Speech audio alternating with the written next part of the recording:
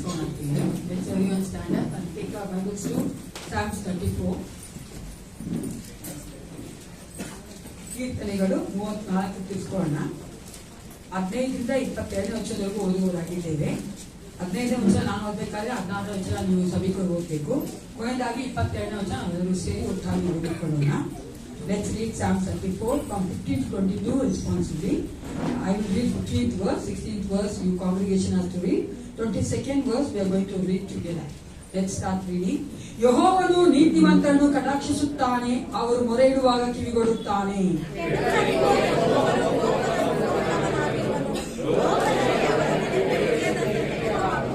ಯೆಹೋವನು ನೀತಿವಂತರ ಕೂಗನ್ನು ಕೇಳಿ ಎಲ್ಲಾ ಕಷ್ಟಗಳಿಂದ ಅವರನ್ನು ಬಿಡಿಸುತ್ತಾನೆ.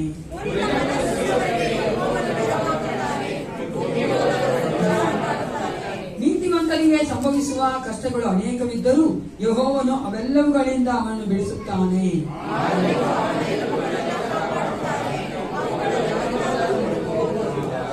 ದುಷ್ಟನ ಕೆಡುಕು ಅವನನ್ನೇ ಕೊಲ್ಲುವುದು, ನೀತಿವಂತನನ್ನು ದ್ವೇಷಿಸುವವರು ಅಪರಾಧಿಗಳನ್ನೇ ಎನಿಸಲ್ಪಡುವರು. 22ನೇ ವಚನ ಒಟ್ಟಾಗಿ ಓದೋಣ.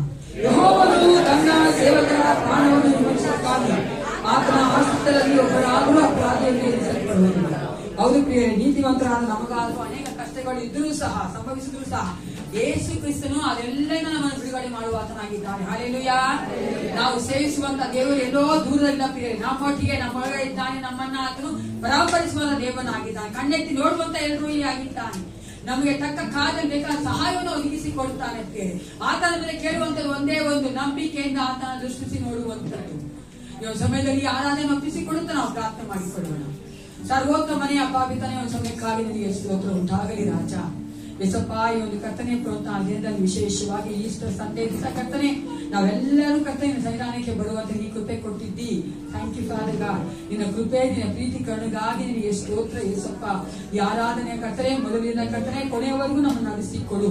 ಪ್ರತಿಯೊಬ್ಬರನ್ನ ಕರ್ತನೆ ನೀನು ಕರ್ತನೆ ಸಂಧಿಸಬೇಕೆ ನಾನು ಒಪ್ಪಿಸಿಕೊಡುತ್ತೇನೆ.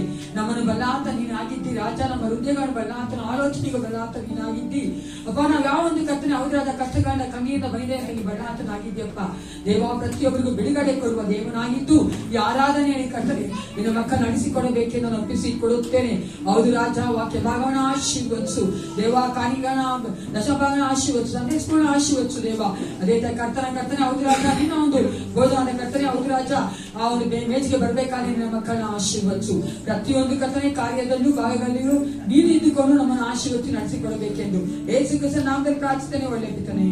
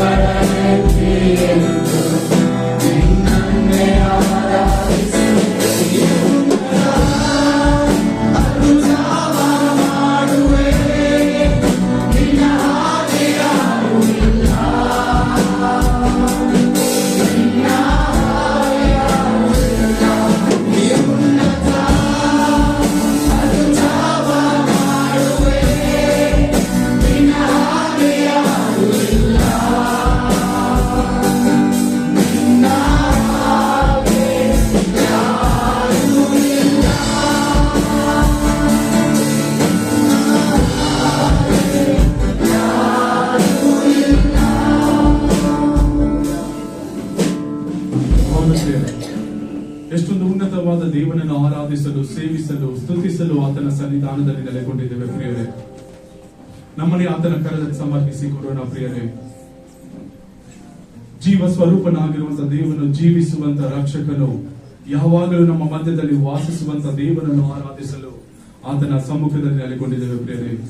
ಈ ಸಮಯದಲ್ಲಿ ನಮ್ಮನ್ನೇ ನಾವು ಒಪ್ಪಿಸಿಕೊಟ್ಟವರಾಗಿ, ಸಮಯದಲ್ಲಿ ಕುಳಿತುಕೊಂಡವರಾಗಿ ಕೆಲವು ಹಾಡುಗಳಿಂದ ಕರ್ತನ ನಾಮವನ್ನು ಸ್ತುತಿಸೋಣ.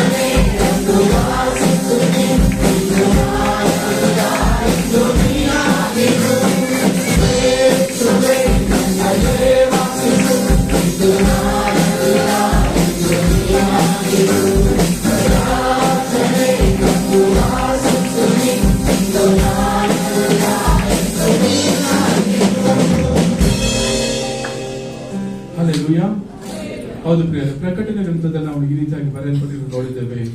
ಅವರು ಯಜ್ಞದ ಕುರಿಯಾದ ಆತನ ಮೇಲೆ ಯುದ್ಧ ಮಾಡುವರು, ಆದರೆ ಆತನು ಕರ್ತನು ರಾಜಾದಿರಾಜನು ಆಗಿರುವುದರಿಂದ ಅವರನ್ನು ಜಯಿಸುವನು. ಮತ್ತು ದೇವರು ಕರೆದವರು, ದೇವರ ಆದುಕೊಂಡವರು, ನಂಬಿಕಸ್ಥರು ಆಗಿರುವ ಆತನ ಕಡೆಯವರು ಆ ಜಯದಲ್ಲಿ ಪಾಲುಗಾರರಾಗುವರು. ಅದೇ ರೀತಿ ನಾವು ನೋಡುತ್ತೇವೆ ಗಲಾತ್ಯದವರಿಗೆ ಬರೆದ ಪತ್ರಿಕೆಯಲ್ಲಿ, ನಾನು ಕ್ರಿಸ್ತನೊಂದಿಗೆ ಶಿಲುಬೆಯ ಮೇಲೆ ಹಾಕಲ್ಪಟ್ಟೆನು, ಇನ್ನು ಮೇಲೆ ಬದುಕುವುದು ನಾನಲ್ಲ, ಕ್ರಿಸ್ತನೇ ನನ್ನಲ್ಲಿ ಬದುಕುವನಾಗಿದ್ದಾನೆ. ಅದೇ ರೀತಿಯಾಗಿ ದೇವರು ಈ ರೀತಿಯಾಗಿ ವಾಗ್ದಾನ ಮಾಡುತ್ತಾನೆ. ಆದರೆ ದೇವರು ನಮ್ಮ ಕರ್ತನಾದ ಯೇಸು ಕ್ರಿಸ್ತನ ಮೂಲಕ ನಮಗೆ ಜಯವನ್ನು ಕೊಟ್ಟಿದ್ದಾನೆ. ಆತನಿಗೆ ಸ್ತೋತ್ರ. ಹೌದು ಪ್ರಿಯರೇ, ನಮ್ಮ ಪ್ರತಿಯೊಂದು ಬಲಹೀನತೆಯ ಕ್ಷೇತ್ರದಲ್ಲಿ ಆತನು ಜಯವನ್ನು ಕೊಟ್ಟಂತ ಕರ್ತನಾಗಿದ್ದಾನೆ ಪ್ರಿಯರೇ. ಆತನು ಮರವನ್ನು ಅಪ್ಪುವುದರ ಮೂಲಕ ನಮಗೆ ಸ್ವಂತ ಜಯವನ್ನು ತನ್ನ ಮೂಲಕವಾಗಿ ನಮಗೆ ಅನುಗ್ರಹಿಸಿ ಕೊಟ್ಟಿದ್ದಾನೆ ಪ್ರಿಯರೇ. ಅಂತ ಉನ್ನತವಾದ ದೇವರು ನಾವು ಇನ್ನೂ ಹೆಚ್ಚಾಗಿ ಸ್ತುತಿಸುವ ಹಾಗೆ, ಜೀವದಿಂದ ಎದ್ದ ಯೇಸುವೆ ನಾ ಬಾಳುವೆ ನಿನಗಾಗಿವೆ ಎಂಬ ಹಾಡಿನೊಂದಿಗೆ ಕರ್ತನ ನಾಮವನ್ನು ಮಹಿಮೆ ಪಡಿಸೋಣ.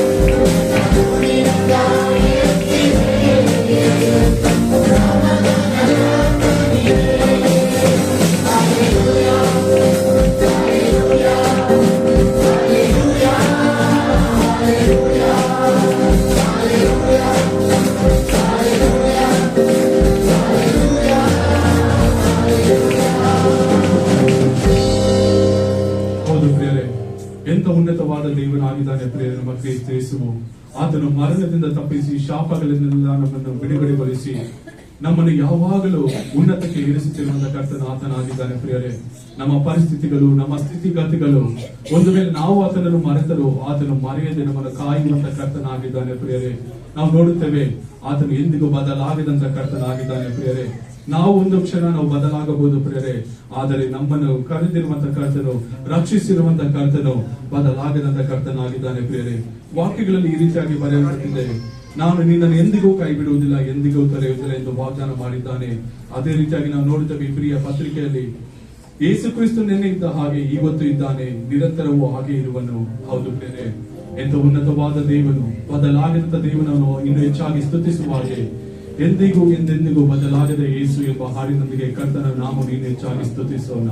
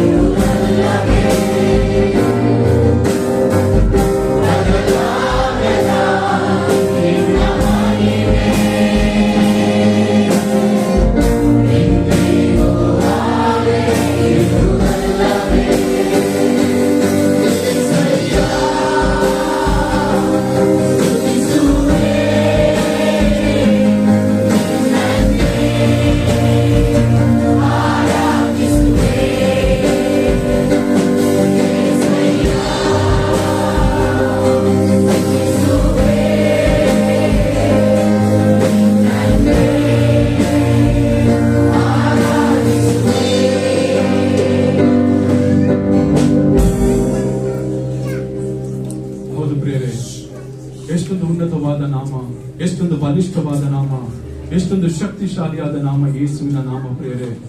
ಅಂತವ ಘನವಾದ ನಾಮವನ್ನು ನಾವು ಸ್ತುತಿಸುತ್ತಾ ಇದ್ದೇವೆ ಪ್ರಿಯರೇ. ನಾವು ವಾಕ್ಯಗಳಲ್ಲಿ ನೋಡುತ್ತೇವೆ, ಫಿಲಿಪಿ 2:6 ಆತನು ದೇವ ಸ್ವರೂಪನಾಗಿದ್ದರೂ ದೇವರಿಗೆ ಸರಿ ಸಮಾನನಾಗಿರುವುದೆಂಬ ಅಮೂಲ್ಯ ಪದವಿಯನ್ನು ಬಿಡಲೊಲ್ಲೆನು ಎಂದರಿಸದೆ ತನ್ನನ್ನು ಬರಿದು ಮಾಡಿಕೊಂಡು ದಾಸನ ರೂಪವನ್ನು ಧರಿಸಿಕೊಂಡು ಮನುಷ್ಯನಿಗೆ ಸದೃಶನಾದನು. ಹೀಗೆ ಆತನು ಆಕಾರದಲ್ಲಿ ಮನುಷ್ಯನಾಗಿ ಕಾಣಿಸಿಕೊಂಡಿದ್ದಾಗ ತನ್ನನ್ನು ತಗ್ಗಿಸಿಕೊಂಡು ಮರಣವನ್ನು, ಅಂದರೆ ಶಿಲುಬೆಯ ಮರಣವನ್ನಾದರೂ ಹೊಂದುವಷ್ಟು ವಿಧೇಯನಾದನು. ಈ ಕಾರಣದಿಂದ ದೇವರು ಆತನನ್ನು ಅತ್ಯುನ್ನತ ಸ್ಥಾನಕ್ಕೆ ಏರಿಸಿ ಎಲ್ಲಾ ಹೆಸರುಗಳಿಗಿಂತ ಶ್ರೇಷ್ಠವಾದ ಹೆಸರನ್ನು ಆತನಿಗೆ ದಯಪಾಲಿಸಿದ್ದಾನೆ. ಆದುದರಿಂದ ಸ್ವರ್ಗ, ಮೃತ್ಯು, ಪಾತಾಳಗಳಲ್ಲಿರುವವರೆಲ್ಲರೂ ಯೇಸುವಿನ ಹೆಸರಿನಲ್ಲಿ ಅಡ್ಡಬಿದ್ದು ಯೇಸು ಕ್ರಿಸ್ತನನ್ನು ಒಡೆಯನೆಂದು ಪ್ರತಿಜ್ಞೆ ಮಾಡಿ ತಂದೆಯಾದ ದೇವರಿಗೆ ಘನವನ್ನು ಸಲ್ಲಿಸುವರು. ಹೌದು ಪ್ರಿಯರೇ, ಈ ಸಮಯದಲ್ಲಿ ನಾವು ಸಹ ಅಂತ ಉನ್ನತವಾದ ಘನವಾದ ನಾಮವನ್ನು ಆರಾಧಿಸುವ ಹಾಗೆ ಯೇಸು ನಾಮ ಸುಂದರ ನಾಮ ಎಂಬ ಹಾಡಿನೊಂದಿಗೆ ಕರ್ತನ ಉನ್ನತವಾದ ನಾಮವನ್ನು ಹೆಚ್ಚಾಗಿ ಮಹಿಮೆ ಪಡಿಸೋಣ.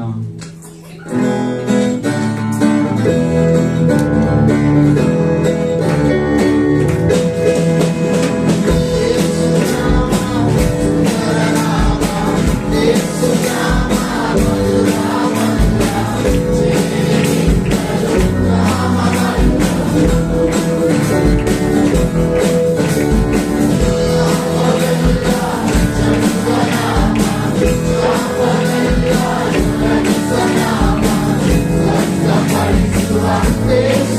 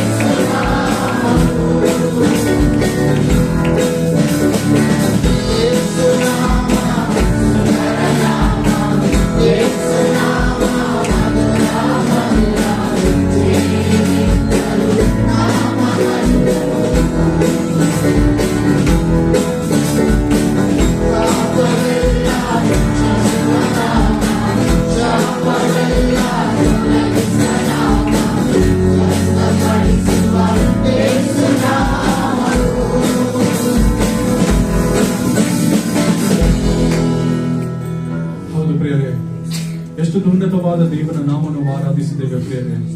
ಈ ಸಮಯದಲ್ಲಿ ನಾವೆಲ್ಲರೂ ಎದ್ದು ನಿಂತುಕೊಂಡವರಾಗಿ ಕರ್ತನ ಸಮ್ಮುಖದಲ್ಲಿ ನಮ್ಮನ್ನೇ ಸಮರ್ಪಿಸಿಕೊಂಡವರಾಗಿ ಆತನನ್ನು ಕೆಲವು ಹಾಡುಗಳಿಂದ ನಾವು ಆತನನ್ನು ಆರಾಧಿಸೋಣ ಪ್ರಿಯರೇ. ಎಷ್ಟೊಂದು ಮಧುರವುಳ್ಳ ನಾಮವು ಯೇಸುವಿನ ನಾಮವಾಗಿದೆ ಪ್ರಿಯರೇ. ಜೀವಿಸುವಂತ ನಾಮ, ನಮ್ಮ ಮಧ್ಯದಲ್ಲಿ ಯಾವಾಗಲೂ ವಾಸಿಸುವಂತ ನಾಮ, ಅದು ಯೇಸುವಿನ ನಾಮವಾಗಿದೆ ಪ್ರಿಯರೇ. ಈ ಸಮಯದಲ್ಲಿ ನಮ್ಮನ್ನೇ ಆತನ ಕರದಲ್ಲಿ ಸಮರ್ಪಿಸಿಕೊಟ್ಟವರಾಗಿ ಈ ಒಂದು ಆರಾಧನೆಯಲ್ಲಿ ಜೀವಿಸುವಂತ ದೇವರನ್ನು ನಾವು ಸ್ತುತಿಸುವ ಹಾಗೆ, ಕೊಂಡಾಡುವ ಹಾಗೆ, ಆತ ನಮ್ಮ ಜೀವಿತಗಳಲ್ಲಿ ಮಾಡಿರುವಂತಹ ಪ್ರತಿಯೊಂದು ಉಪಕಾರ ನೆನೆಸುವ ಹಾಗೆ ಒಂದು ಕ್ಷಣಗಳ ಕಾಲ ನಮ್ಮನ್ನೇ ಆತನ ಕರದಲ್ಲಿ ನಾವು ಸಮರ್ಪಿಸಿಕೊಡೋಣ ಪ್ರಿಯರೇ.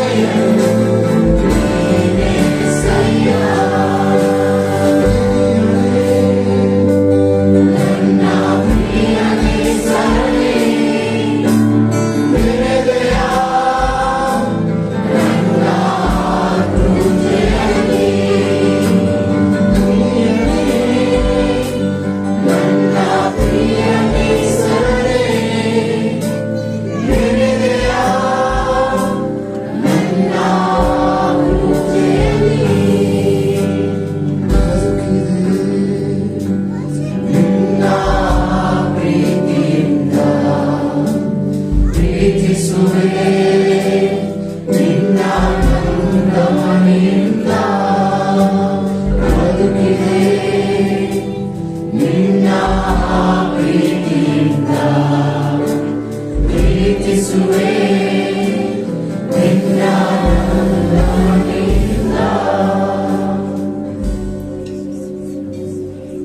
ಏಸಯ್ಯ, ಅಪ್ಪ ನಮ್ಮನ್ನು ಎಷ್ಟಾಗಿ ನೀನು ಪ್ರೀತಿಸಿರುವಂತ ದೇವನೇ ಏಸಯ್ಯ.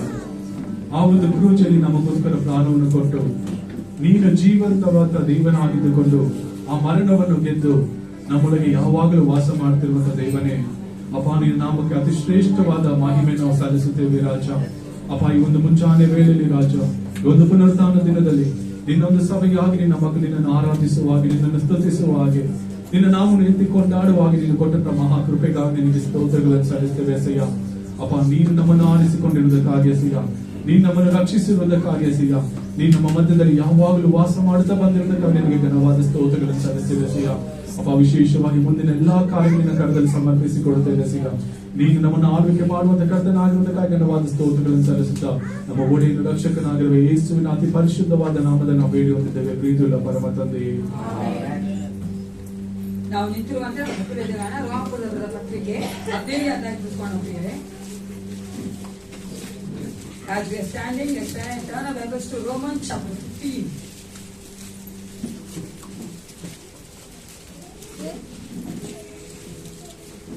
ರೋಮಾಪುರದ ಪತ್ರಿಕೆ 15ನೇ ಅಧ್ಯಾಯ 13ನೇ ವಚನ.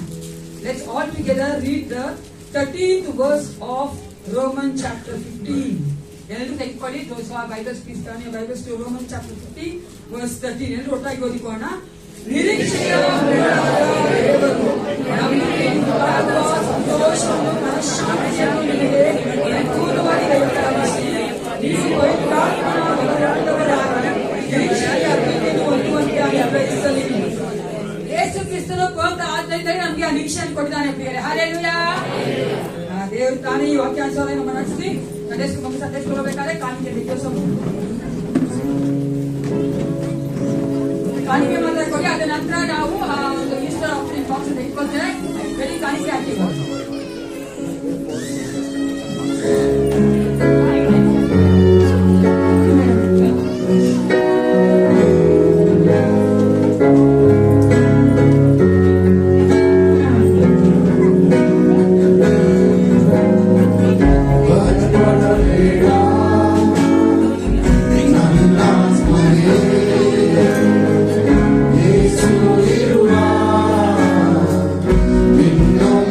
Yeah.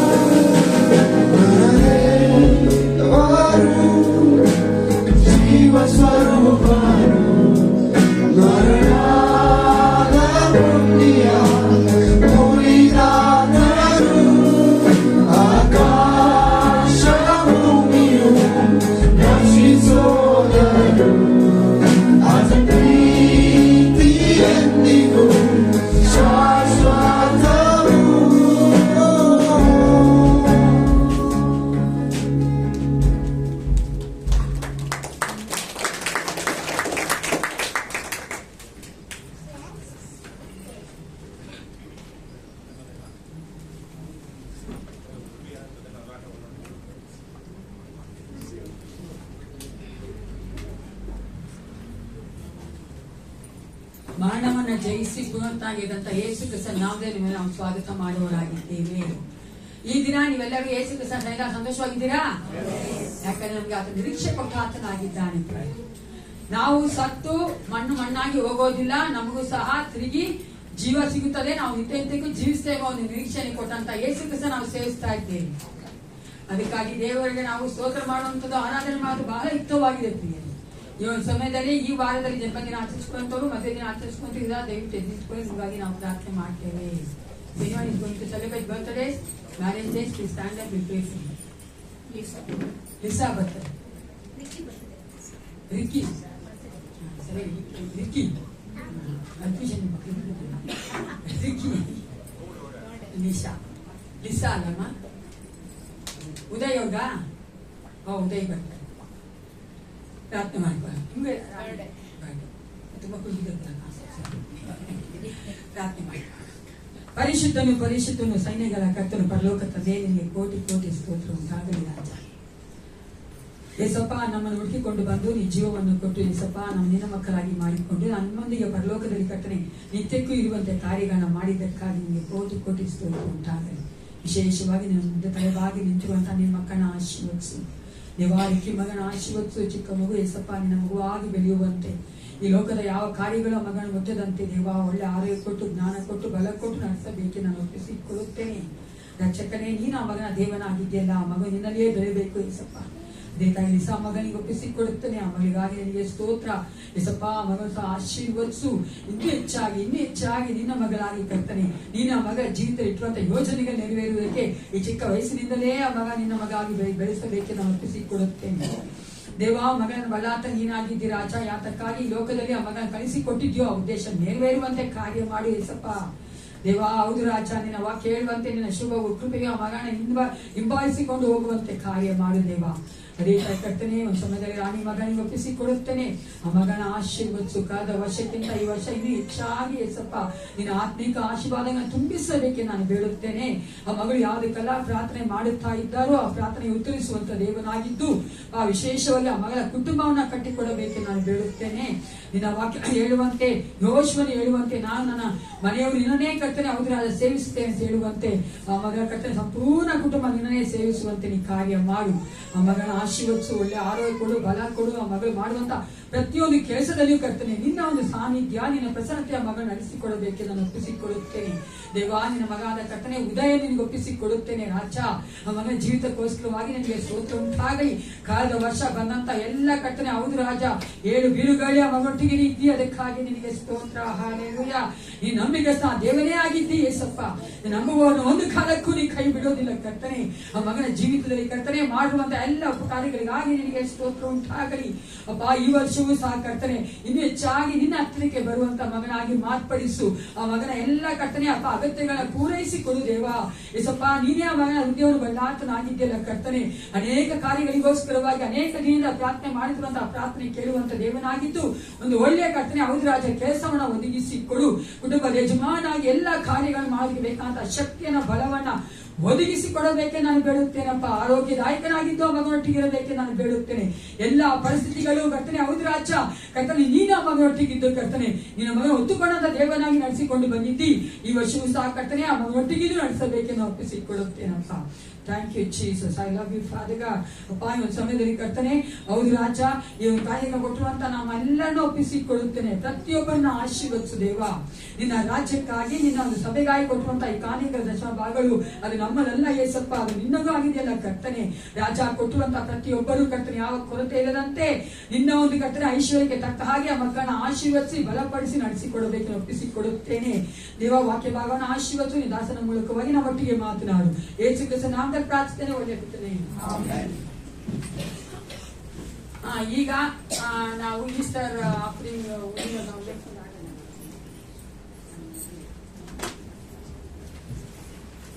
ಈಸ್ಟರ್ ಆಫರಿಂಗ್ ಉಂಡಿ ಯಾರ ತಗೊಂಡಿರೋ ದಯವಿಟ್ಟು ನೀವೇ ಮಾಡ್ಕೊಂಡು ದಯವಿಟ್ಟು ಸ್ಟಾರ್ಟ್ ಮಾಡಿ.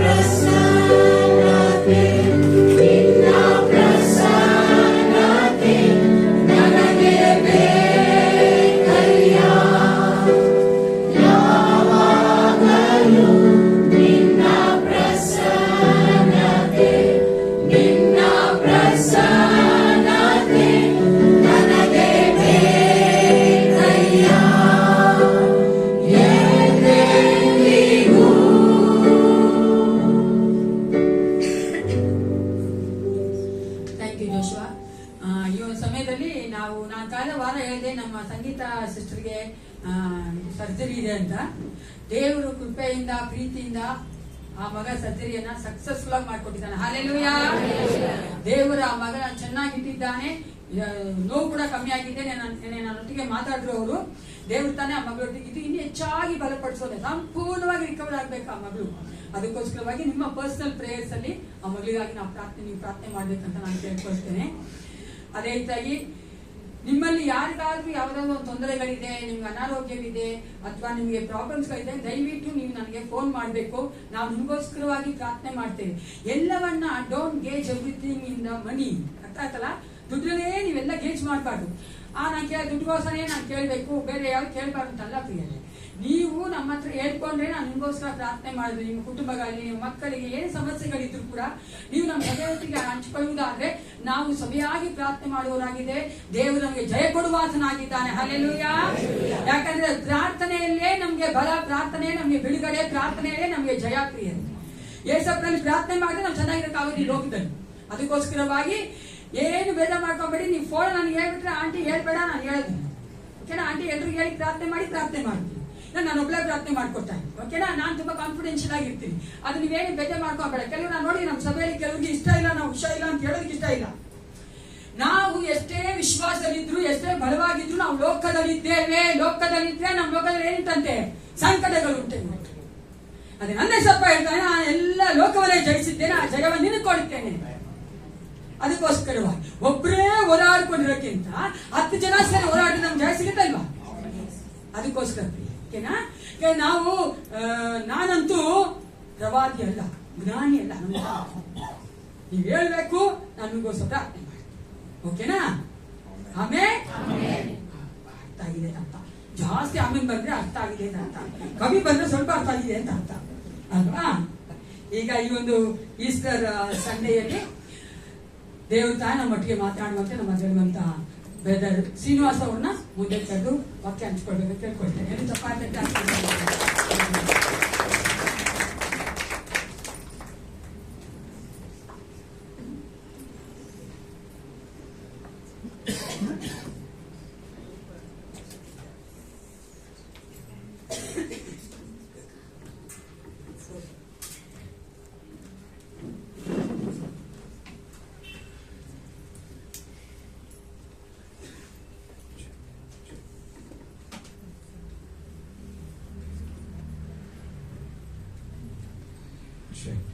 The Lord is good and His mercy endures forever. ದೇವರು ಒಳ್ಳೆಯವನಾಗಿದ್ದಾನೆ, ಆತನ ಕೃಪೆಯು ಎಂದೆಂದೂ ಇರುವಂತದ್ದು. It's so good to be with you all on the Resurrection Sunday morning. ಈ ಒಂದು ಪುನರುತ್ಥಾನದ ಭಾನುವಾರದ ಮುಂಜಾನೆ ನಿಮ್ಮೊಟ್ಟಿಗೆ ಇರುವಂತದ್ದು ತುಂಬಾ ಸಂತೋಷ ಕೊಡುವಂತ ವಿಷಯ. I won't ask you how many of you are all joyful or happy. I'm sure you should be joyful and happy. ನಾನು ನಿಮ್ಮನ್ನು ಕೇಳಿ ಎಷ್ಟು ಜನ ಸಂತೋಷವಾಗಿದ್ದೀನಿ ಅಂತ. ಆದ್ರೆ ನಾವು ಸಂತೋಷವಾಗಿರ್ಲೇಬೇಕು, ಯಾಕಂದ್ರೆ ಸನ್ನಿಧಾನದಲ್ಲಿದ್ದೇವೆ. Amen. The resurrection life is a life in Jesus every day of our life. ನಾವು ಒಂದು ಪುನರುತ್ಥಾನದ ಯೇಸು ಕ್ರಿಸ್ತನ ಪುನರುತ್ಥಾನದ ದಿನದಲ್ಲಿ ನಾವು ಜೀವಿಸ್ತಾ ಇದ್ದೇವೆ, ಆತನ ಇದ್ದೇವೆ ಅಂದ್ರೆ ಅದು ಪ್ರತಿದಿನ ಇರುವಂತ ಜೀವಿತ. Amen. Turn to your neighbor left and right and tell, ಅಕ್ಕಪಕ್ಕ ನೋಡಿ ನಿಮ್ಮವ್ರು ಹೇಳಿ, resurrection life of Jesus is in us. ಪುನರುತ್ಥಾನದ ಯೇಸು ಕ್ರಿಸ್ತನ ಜೀವನ ನಮ್ಮಲ್ಲಿದೆ. Amen. He lives in us. ಆತ ನಮ್ಮಲ್ಲಿ ಜೀವಿಸುವ ಆತನಾಗಿದ್ದಾನೆ. Amen. He is the resurrected Jesus. He is in us. ಪುನರುತ್ಥಾನದ Yesu Krista ನಮ್ಮಲ್ಲಿದ್ದಾನೆ. Our life should reflect the resurrection life. ನಮ್ಮ ಜೀವಿತ ಆ ಪುನರುತ್ಥಾನದ ಜೀವಿತವನ್ನ ಪ್ರತಿಬಿಂಬಿಸಬೇಕು. That's why I tell many times that a person who is having the resurrected Lord inside of them, ನಾನು ಯಾವಾಗ ಜನರಿಗೆ ಹೇಳ್ತೀನಿ, ಆ ಒಂದು ಪುನರುತ್ಥಾನದ ಯೇಸು ಕ್ರಿಸ್ತ ನಮ್ಮಲ್ಲಿ ಇರುವುದಾದ್ರೆ that person will not be a sad person anytime. ಅವರು ಎಲ್ಲಾ ಸಮಯದಲ್ಲೂ ದುಃಖವಾಗಿ ಇರುವಂತ ವ್ಯಕ್ತಿ ಆಗಿರೋದಿಲ್ಲ. Can be here and there, ಅಲ್ಲಿ ಇಲ್ಲಿ ನಮಗೆ ಒಂದು ದುಃಖ ಇರಬಹುದು, but there will be always a smile on their face. ಯಾವಾಗ ಅವರ ಮುಖದಲ್ಲಿ ಆ ಒಂದು ನಗು ಕಾಣ್ತಾನೆ ಇರ್ತದೆ. No matter what they go through, it does not matter, there will be a smile on their face. ಅವರ ಜೀವನದಲ್ಲಿ ಏನೇ ಕಷ್ಟಗಳು ಅದು ಹೋಗುತ್ತಾ ಇದ್ರು ಸಹ ಅವರ ಮುಖದ ಮೇಲೆ ಆ ನಗು ಇದ್ದೇ ಇರ್ತದೆ. They will not be so serious. ಅವ್ರು ಬಹಳ ಗಂಭೀರವಾಗಿ ಯಾವ್ದನ್ನ ತೆಗೆದುಕೊಳ್ಳೋದಿಲ್ಲ. Amen. The Bible says ಸತ್ಯ ಹೇಳ್ತದೆ, the joy of the Lord is our strength. ಕರ್ತನಲ್ಲಿ ನಾವು ಪಡುವಂತ ಸಂತೋಷವೇ ನಮಗೆ ಬಹಳ ಆಶ್ರಯವಾಗಿದೆ. Amen. How joyful is the Lord for you and how joyful are you for the Lord? ದೇವರು ನಮ್ಮನ್ನು ನೋಡಿ ಎಷ್ಟು ಸಂತೋಷವುಳ್ಳವರಾಗಿರುತ್ತಾನೋ ನಾವು ಆತನಲ್ಲಿ ಎಷ್ಟು ಸಂತೋಷವುಳ್ಳವರಾಗಿರ್ತೇವೋ ನಾವು ಯೋಚನೆ ಮಾಡ್ಕೊಳ್ಬೇಕು. Amen. Whether the gas rates are going up or down, at least the gas inside should be heavy in us. ಅವನು ಗ್ಯಾಸ್ ಸಿಲಿಂಡರ್ ಇದು ರೇಟ್ ಜಾಸ್ತಿ ಆಗ್ತಾ ಇದೆಯೋ ಕಮ್ಮಿ ಆಗ್ತಾ ಇದೆಯೋ ಅದು ನಮ್ಮಲ್ಲಿರುವಂತ ಆ ಒಂದು ದೇವರ ಆತ್ಮನ ಬಲ ಯಾವಾಗ ಜಾಸ್ತಿ ಆಗ್ತಾ ಇರಬೇಕು. Amen. Okay, well, this technology is here only for notes, not for anything else. Okay. ಇಲ್ಲ ಇಟ್ಟಿರುವಂತದ್ದು ನೋಟ್ಸ್ಗೋಸ್ಕರವಾಗಿ. The Bible is open. ಸತ್ಯವೇದ ಇಲ್ಲಿದೆ. And I'll see the Bible for the word of God. Okay. ದೇವರ ವಾಕ್ಯಕ್ಕೋಸ್ಕರವಾಗಿ ನಾನು ಈ ಸತ್ಯವೇದ ನೋಡುವವನಾಗಿದ್ದೇನೆ. John chapter 11:25, Jesus said. ಯೋಹಾನ 11:25 25. The Lord said, ಯೇಸು ಕ್ರಿಸ್ತನು ಹೇಳ್ತಾನೆ, I am the resurrection and the life. ನಾನೇ ಪುನರುತ್ಥಾನವೂ ಜೀವವೂ ಆಗಿದ್ದೇನೆ. In no other miracles that he did, he said those words. ಬೇರೆ ಯಾವ ಒಂದು ಅದ್ಭುತಗಳಿಯೂ ಸಹ ಯೇಸು ಕ್ರಿಸ್ತನು ಈ ಮಾತನ್ನ ಹೇಳಲಿಲ್ಲ. But when it came to the biggest and the very, very powerful miracle of raising Lazarus from the dead, he mentioned here, I am the resurrection and the life. ಶಕ್ತಿಯುತವಾದಂತಹ ಒಂದು ಲಾಜರನ ಎಬ್ಬಿಸುವಂತಹ ಆ ಒಂದು ಅದ್ಭುತದಲ್ಲಿ ಮಾತ್ರ ಯೇಸು ಕ್ರಿಸ್ತನು ಅಂತ ನಾನೇ ಪುನರುತ್ಥಾನವೂ ಜೀವವೂ ಎಂದು. In the history before, the history after, there is no other miracle like the Lazarus miracle. ಆ ಚರಿತ್ರೆಯಲ್ಲಿ ಲಾಜರನ ಒಂದು ಅದ್ಭುತ ಹಾಗೆ ಮೊದಲು ಇಲ್ಲ ನಂತರವೂ ಇಲ್ಲ. Amen. Why? ಯಾಕೆ? Because on the 4th day after his death, the Lord raised him up. ಲಾಜರ ಸತ್ತು 4 ದಿನಗಳ ಆದ ಮೇಲೆ ಯೇಸು ಕ್ರಿಸ್ತನು ಆತನ ಎಬ್ಬಿಸಿದನು. No. After 3 days, but on the 4th day he raised him up. 3 ದಿನ ಆದ 4ನೇ ದಿನ ಆತನ ಎಬ್ಬಿಸಿದನು. Amen. Now, that's where he said, I am the resurrection and life. If you believe, what did he tell? Okay, shall we read that scripture? Everyone should read it. Okay? Yes. ನನ್ನನ್ನು ನಂಬುವವನು ಸತ್ತರೂ ಬದುಕುವನು. Yes. ಮತ್ತು ಬದುಕುತ್ತಾ ನನ್ನನ್ನು ನಂಬುವ ಪ್ರತಿಯೊಬ್ಬನು ಎಂದಿಗೂ ಸಾಯುವುದಿಲ್ಲ. Hallelujah. What a powerful scripture that is. ಎಂತ ಒಂದು ಶಕ್ತಿಯುತವಾದಂತಹ ಒಂದು ವಾಕ್ಯಗಳಾಗಿವೆ. Very sadly, I don't see this scripture put on the on the wall posts anytime. I don't know why.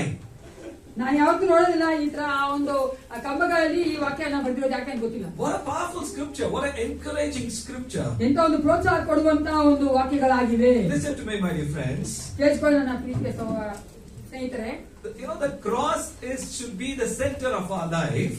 ಆ ಒಂದು ಶಿಲುಬೆ ಅನ್ನೋದು ನಮ್ಮ ಒಂದು ಜೀವಿತದ ಕೇಂದ್ರೀಕೃತವಾಗಿರಬೇಕು, ಮಧ್ಯದಲ್ಲಿ ಇರಬೇಕು. But whom we completely depend on is the resurrected Jesus.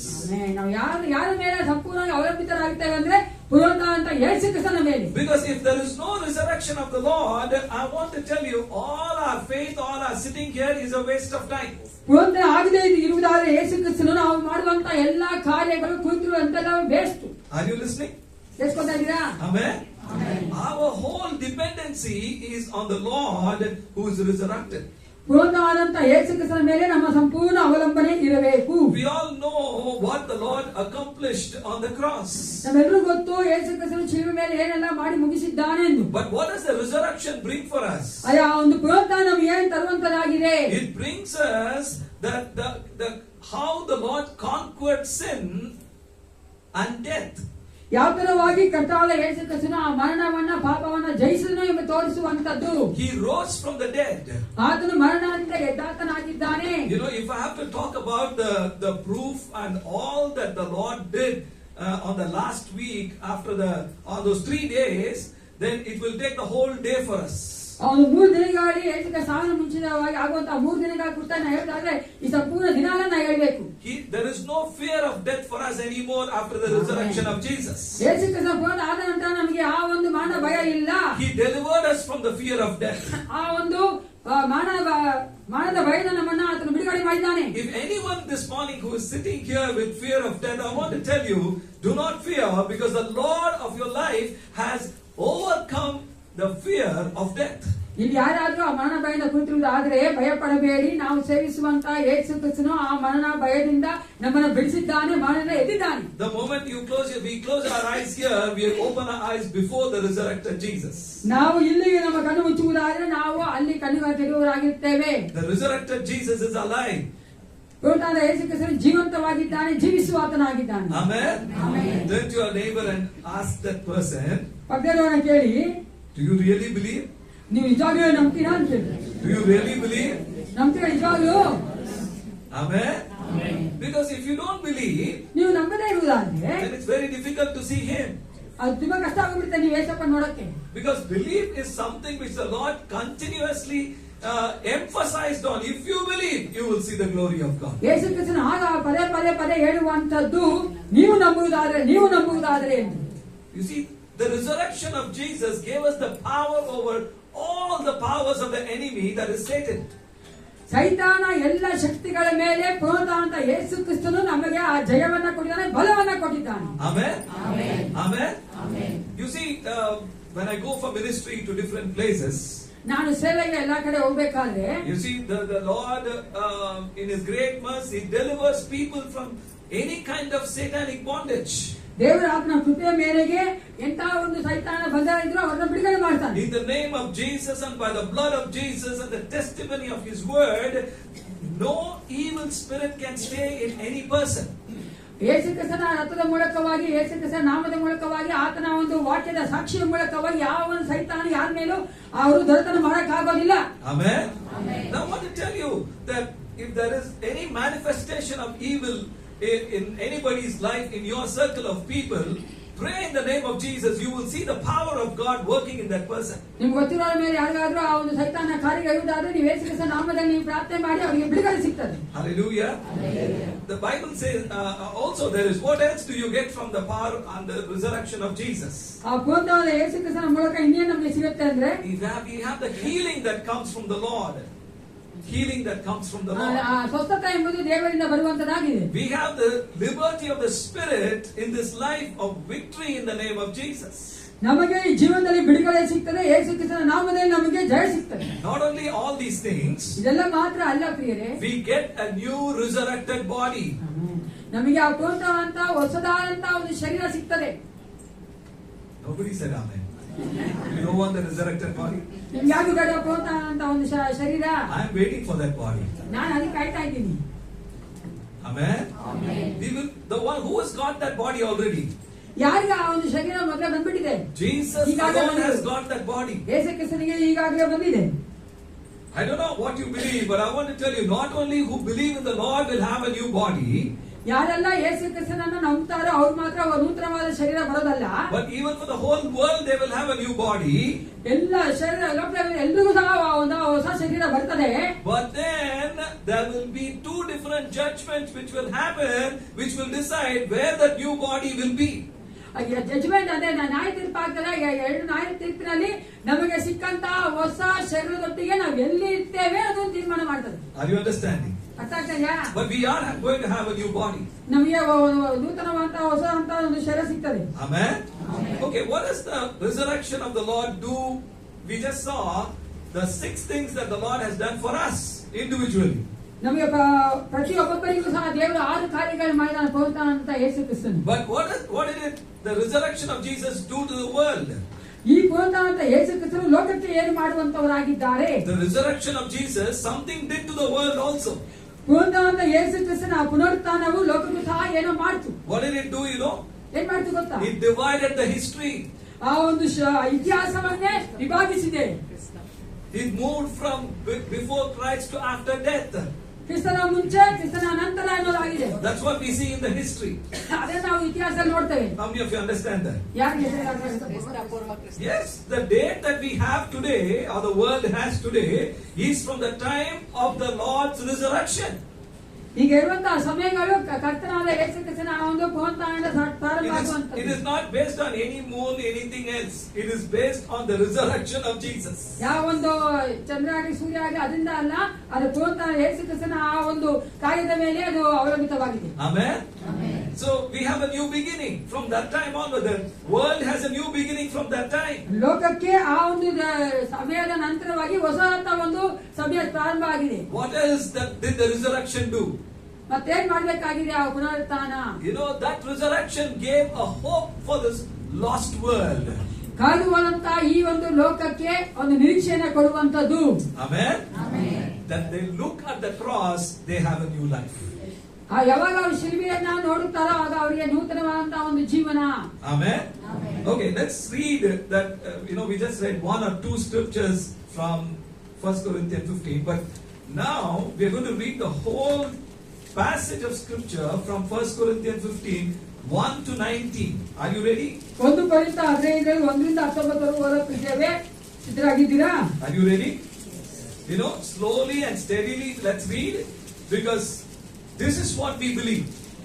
ನಾವು ಮೆತ್ತಿಗೆ ಓದಿಕೊಳ್ಳೋಣ, ಯಾಕಂದ್ರೆ ನಾವು ನಂಬುವವರಾಗಿದ್ದೇವೆ. Okay, at least two people you can read. One can read 10 scriptures, another can read the remaining 9. ಒಬ್ಬರು 10 ವಚನ ಓದಿ 1ರಿಂದ 10 ವಚನ, ಮತ್ತೊಬ್ಬರು 11ರಿಂದ 19 ವಚನದವರೆಗೂ ಓದಿ. Okay, so the Bible says here, moreover, brethren, I declare to you the gospel which I preached to you, verse from 1 onwards, which also you received and in which you stand, by which also you are saved, if you hold fast that word which I preached to you, unless you believe in vain.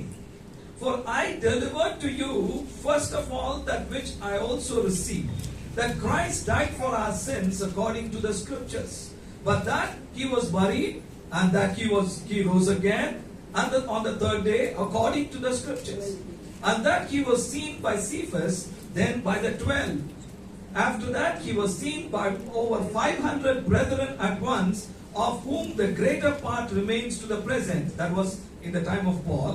But some have fallen asleep, which means they were dead. They're dead. Verse 7. After that he was seen by James, then by all the apostles. Then last of all he was seen by me also, as by one born out of due time.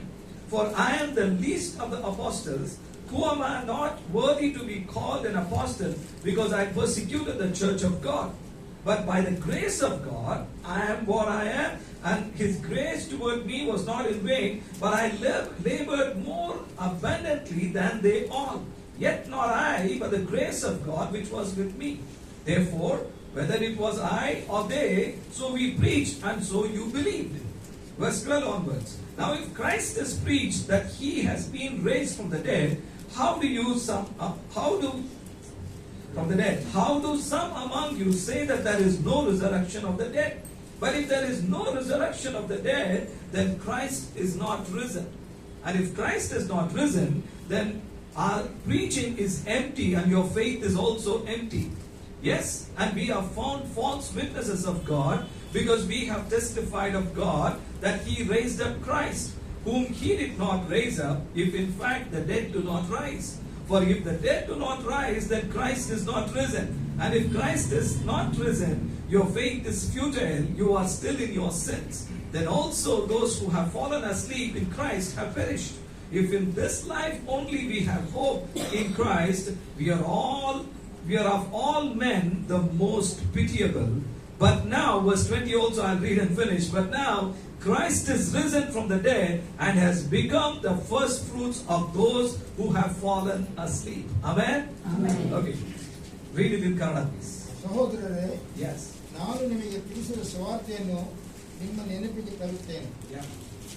ನೀವದನ್ನು ಸ್ವೀಕರಿಸಿದ್ದೀರಿ, ಅದರಲ್ಲಿ ನಿಂತಿದ್ದೀರಿ.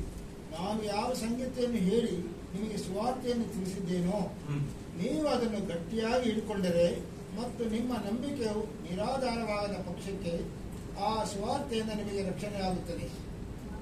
ನಾನು ನಿಮಗೆ ತಿಳಿಸಿದ ಮೊದಲನೇ ಸಂಗತಿಗಳೊಳಗೆ ಒಂದು ಸಂಗತಿಯನ್ನು ನಿಮಗೆ ತಿಳಿಸಿಕೊಟ್ಟೆನು. ಅದು ನಾನೂ ಸಹ ಕಳೆದುಕೊಂಡಿದ್ದೇನೆ. ಅದೇನೆಂದರೆ, ಶಾಸ್ತ್ರದಲ್ಲಿ ತಿಳಿಸಿರುವ ಪ್ರಕಾರ ಕ್ರಿಸ್ತನು ನಮ್ಮ ಪಾಪಗಳ ನಿವಾರಣೆಗಾಗಿ ಸತ್ತನು, ಉಮ್ಮಲ್ಪಟ್ಟನು. ಶಾಸ್ತ್ರದ ಪ್ರಕಾರವೇ ಮೂರನೇ ದಿನದಲ್ಲಿ ಎಬ್ಬಿಸಲ್ಪಟ್ಟನು. ಕೇಫರಿಗೋ ಆಮೇಲೆ 12 ಮಂದಿ ಅಪೊಸ್ತಲರಿಗೂ ಕಾಣಿಸಿಕೊಂಡರು. ತರುವಾಯ ಇದೇ ಸಮಯದಲ್ಲಿ 500 ಮಂದಿಗಿಂತ ಹೆಚ್ಚು ಸಹೋದರರಿಗೆ ಕಾಣಿಸಿಕೊಂಡರು. ಇವರಲ್ಲಿ ಹೆಚ್ಚು ಜನರು ಇಂದಿನವರೆಗೂ ಇದ್ದಾರೆ, ಕೆಲವರು ನಿದ್ರೆ ಹೋಗಿದ್ದಾರೆ. ತರುವಾಯ ಆತನು ಯಾಕೋಬನಿಗೂ ಆಮೇಲೆ ಅಪೊಸ್ತಲರೆಲ್ಲರಿಗೂ ಕಾಣಿಸಿಕೊಂಡನು. ಕಟ್ಟ ಕಡೆಗೆ ದಿನ ತುಂಬಿದೆ ಹುಟ್ಟಿದವರಂತಿರುವ ನನಗೂ ಕಾಣಿಸಿಕೊಂಡನು. ನಾನಂತೂ ಅಪೊಸ್ತಲರಲ್ಲಿ ಕನಿಷ್ಠನಷ್ಟೇ. ನಾನು ದೇವರ ಸಭೆಯನ್ನು ಹಿಂಸೆಪಡಿಸಿದ್ರಿಂದ ಅಪೊಸ್ತಲನೆನಿಸಿಕೊಳ್ಳುವುದಕ್ಕೆ ಯೋಗ್ಯನಲ್ಲ. ಆದರೆ ನಾನು ಎಂಥವನಾಗಿದ್ದೇನೋ ದೇವರ ಕೃಪೆಯಿಂದಲೇ ಅಂಥವನಾಗಿದ್ದೇನೆ. ನನಗುಂಟಾದ ಆತನ ಕೃಪೆಯು ನಿಷ್ಫಲವಾಗಲಿಲ್ಲ. ನಾನು ಅವರೆಲ್ಲರಿಗಿಂತಲೂ ಹೆಚ್ಚಾಗಿ ಪ್ರಯಾಸಪಟ್ಟೆನು. ಆದರೆ ಪ್ರಯಾಸಪಟ್ಟವನು ನಾನಲ್ಲ, ನನ್ನೊಂದಿರುವ ದೇವರ ಕೃಪೆ. ಹಾಗಾದರೆ ನಾನಾದರೇನು ಅವರಾದರೇನು ಆ ಸಂಗತಿಗಳಲ್ಲಿ ಸಾರುತ್ತೇವೆ, ಅವುಗಳನ್ನು ನೀವು ನಂಬಿದಿರಿ. ಕ್ರಿಸ್ತನು ಸತ್ತವರೊಳಗಿಂದ ಎಬ್ಬಿಸಲ್ಪಟ್ಟನೆಂದು ಸಾರೋಣವಾಗುತ್ತಿರುವಲ್ಲಿ ನಿಮ್ಮೊಳಗೆ ಕೆಲವರು ಸತ್ತವರಿಗೆ ಪುನರುತ್ಥಾನವೇ ಇಲ್ಲವೆಂದು ಹೇಳುವ ಹಾಗೆ ಹೇಳುವುದು ಹೇಗೆ? ಸತ್ತವರಿಗೆ ಪುನರುತ್ಥಾನವಿಲ್ಲವೆಂಬುದು ನಿಜವಾಗಿದ್ದರೆ ಕ್ರಿಸ್ತನಾದರೂ ಎದ್ದು ಬರಲಿಲ್ಲ. ಕ್ರಿಸ್ತನು ಎದ್ದು ಬರಲಿಲ್ಲವಾದರೆ ನಮ್ಮ ಪ್ರಸಂಗವು ಹುರುಳಿಲ್ಲದ್ದು ಮತ್ತು ನಿಮ್ಮ ನಂಬಿಕೆಯು ಹುರುಳಿಲ್ಲದ್ದು. ಇದಲ್ಲದೆ ಸತ್ತವರು ಎದ್ದು ಬರುವುದಿಲ್ಲವೆಂದು ನಿಜವಾಗಿದ್ದ ಪಕ್ಷದಲ್ಲಿ ದೇವರು ಕ್ರಿಸ್ತನನ್ನು ಎಬ್ಬಿಸಲೇ ಇಲ್ಲ. ಎಬ್ಬಿಸಿದನೆಂದು ಸಾಕ್ಷಿ ಕೊಟ್ಟ ನಾವು ದೇವರ ವಿಷಯವಾಗಿ ಸುಳ್ಳು ಸಾಕ್ಷಿ ಹೇಳಿದ್ದವರಾಗಿ ಕಂಡುಬಂದೆವು. ಸತ್ತವರು ಎದ್ದು ಬರುವುದಿಲ್ಲವಾದರೆ ಕ್ರಿಸ್ತನು ಎದ್ದು ಬರಲಿಲ್ಲ. ಕ್ರಿಸ್ತನು ಎದ್ದು ಬರಲಿಲ್ಲವಾದರೆ ನಿಮ್ಮ ನಂಬಿಕೆಯು ನಿಷ್ಪ್ರಯೋಜನವಾಗಿದೆ. ನೀವು ಇನ್ನು ನಿಮ್ಮ ಪಾಪಗಳಲ್ಲಿಯೇ ಇದ್ದೀರಿ. ಇದು ಮಾತ್ರವಲ್ಲದೆ ಕ್ರಿಸ್ತನವರಾಗಿ ನಿದ್ರೆ ಹೋದವರು ನಾಶವಾದರು. ಈ ಜೀವಮಾನ ಕಾಲದ ಪೂರ್ತಿಗೆ ನಾವು ಕ್ರಿಸ್ತನಲ್ಲಿ ನಿರೀಕ್ಷೆ ಇಟ್ಟುಕೊಂಡಿದ್ದೇ ಹೊರತು ಮತ್ತೇನು ಇಲ್ಲದಿದ್ದರೆ ಎಲ್ಲಾ ಮನುಷ್ಯರಲ್ಲಿಯೂ ನಿರ್ಭಾಗ್ಯರೇ ಸರಿ. ಆದರೆ Okay. So, the Bible says here, verse 19 says, if we just read that, if in this life only we have hope in Christ, we are of all men the most pitiable. ಈ ಜೀವಮಾನ ಕಾಲದ ಪೂರ್ತಿಯಾಗಿ ನಾವು ಕ್ರಿಸ್ತನ ನಿರೀಕ್ಷೆ ಇಟ್ಟುಕೊಂಡರೆ ಹೊರತು ಮತ್ತೇನು ಇಲ್ಲದಿದ್ದರೆ ಎಲ್ಲಾ ಮನುಷ್ಯರಲ್ಲಿಯೂ ನಿರ್ಭಾಗ್ಯವೇ ಸರಿ. You know what does that mean? You know what does that ಅರ್ಥ ಗೊತ್ತಾ? It means, it also denotes our prayers. ಇದು ನಮ್ಮ ಒಂದು ಪ್ರಾರ್ಥನೆ ಸಹ ತೋರಿಸುವಂತದ್ದಾಗಿದೆ. Our prayers should not be only earthly prayers. ನಾವು ಪ್ರಾರ್ಥನೆ ಬರೀ ಲೌಕಿಕವಾಗಿ ಮಾತ್ರ ಇರಬಾರದು. I have told many times ಅನೇಕ ಸಾರಿ ಹೇಳಿದ್ದೇನೆ from this pulpit ಈ ಪುಲ್ಪಿಟ್ ಇಂದನೇ that if our prayers are only to ask and get something from Him, ನಾವು ಪ್ರಾರ್ಥನೆ ಯಾವಾಗ ಕೇಳಿ ಆತನಿಂದ ಏನೋ ಪಡೆದುಕೊಳ್ಳುವುದಾದರೆ then this is what the Bible says. ಅದು ಸತ್ಯವೇದ ಹೇಳ್ತಾ ಇದೆ. If in this life only we have hope, then we are of all men the most pitiable. ನಾವೆಲ್ಲರೂ ನಿರ್ಭಾಗ್ಯರೇ ಆಗುತ್ತೇವೆ. You see, how should our prayers be? ನಾವು ಪ್ರಾರ್ಥನೆ ಯಾವ ರೀತಿಯಾಗಿರ್ಬೇಕು? It should be a prayer which would touch the heart of God, which is already begun in the heart of God. ನಮ್ಮ ಒಂದು ಪ್ರಾರ್ಥನೆ ಯಾವ ರೀತಿಯಾಗಿರ್ಬೇಕು? ಆತನ ದೇವರ ಹೃದಯ ಮುಟ್ಟುವಂತಿರ್ಬೇಕು. ಯಾಕಂದ್ರೆ ಆ ದೇವರ ಹೃದಯದ ಆವೇಳೆ ನಾವು ಪ್ರಾರ್ಥನೆ ಪ್ರಾರಂಭ ಆಗಿದೆ. In other words, if I have to tell you even more plainly, ಇನ್ನೂ ಸರಳವಾಗಿ ಹೇಳ್ಬೇಕಂದ್ರೆ, let us not believe in the Lord Jesus only to get something upon this earth, believe for only to live this life well, but let us believe Him for the eternity that He is giving us. ನಾವು ಯೇಸು ಕ್ರಿಸ್ತನ ಬರೀ ಲೋಕದ ಚೆನ್ನಾಗಿರ್ಬೇಕು ಅನ್ನೋದು ಮಾತ್ರ ನಂಬುವುದಲ್ಲ, ನಾವು ನಿತ್ಯಕ್ಕೂ ಇರ್ಬೇಕನ್ನೋದನ್ನ ನಂಬಿ ಪ್ರಾರ್ಥನೆ ಮಾಡುವವರಾಗಿರ್ಬೇಕು. Is that going inside? ಅರ್ಥ ಆಗ್ತದೆ? ಓಡೋಗ್ತದೆ. The world outside has no idea about eternity. ಹೊರಗಡೆ ಲೋಕದಲ್ಲಿರುವಂತವರಿಗೆ ಅನಿತ್ಯದ ಕುರಿತಾಗಿ ಯಾವ ಒಂದು ಐಡಿಯಾನೇ ಇಲ್ಲ, ಏನು ಗೊತ್ತಿಲ್ಲ. Because world outside predominantly thinks that we are going to come back in some other as some other person or some other being, we are going to come back to this earth. ಲೋಕದಲ್ಲಿ ನಂಬೋದೇ ಅಂದ್ರೆ ಈ ಒಂದು ಭೂಮಿಗೆ ತಿರುಗಿ ಸತ್ತ ನಂತರ ಅವ್ರು ಯಾವ್ದೋ ಒಂದು ಪ್ರಾಣಿಯಾಗಿ ಒಂದು ಮನುಷ್ಯನಾಗಿ ಪಕ್ಷಿಯಾಗಿ ಬರ್ತೇವೆ ಅಂತ ನಂಬ್ತಾರೆ. But according to the Bible, ಸತ್ಯವೇದ ಪ್ರಕಾರವಾಗಿ, according to the word of God, ದೇವ ವಾಕ್ಯದ ಪ್ರಕಾರವಾಗಿ, for all of us there is only one life, and after that there is judgment. ಎಲ್ರಿಗೂ ಒಂದೇ ಜೀವಿತ, ಅದ ನಂತರ ನ್ಯಾಯ ತೀರ್ಪು. Is that going inside? ಓಡೋಗ್ತಾ ಇದೆಯಾ? Is it getting digested? ಜೀರ್ಣ ಆಗ್ತಾ ಇದೆಯಾ? This is how the word of God is. ದೇವರ ವಾಕ್ಯ ಈ ರೀತಿಯಾಗಿ ಇರೋದು. So let us not pray for us to be well and always be in comfort in this life. ಯಾವಾಗ ನಾವು ಚೆನ್ನಾಗಿರ್ಬೇಕು ಅಂತ ಮಾತ್ರ ನಾವು ಈ ಲೋಕದಲ್ಲಿ ಪ್ರಾರ್ಥನೆ ಮಾಡ್ತಾ ಇರಬಾರ್ದು. We need to change our prayers according to the Holy Spirit leading, so that we will be prepared for the bridegroom who is coming for us. ನಮಗಾಗಿ ಬರುವಂತ ಮೊದಲಿಂಗನ ನಾವು ಭೇಟಿ ಮಾಡುವುದಕ್ಕಾಗಿ ದೇವರಾತ್ಮ ನಮ್ಮನ್ನು ನಡೆಸುವಂತೆ ಪ್ರಾರ್ಥನೆ ಮಾಡಬೇಕು. If our hearts and our life is not ready, what is the use of all the lakhs and crores of money and all the things that we have around us in the house, it's not going to go with the bridegroom.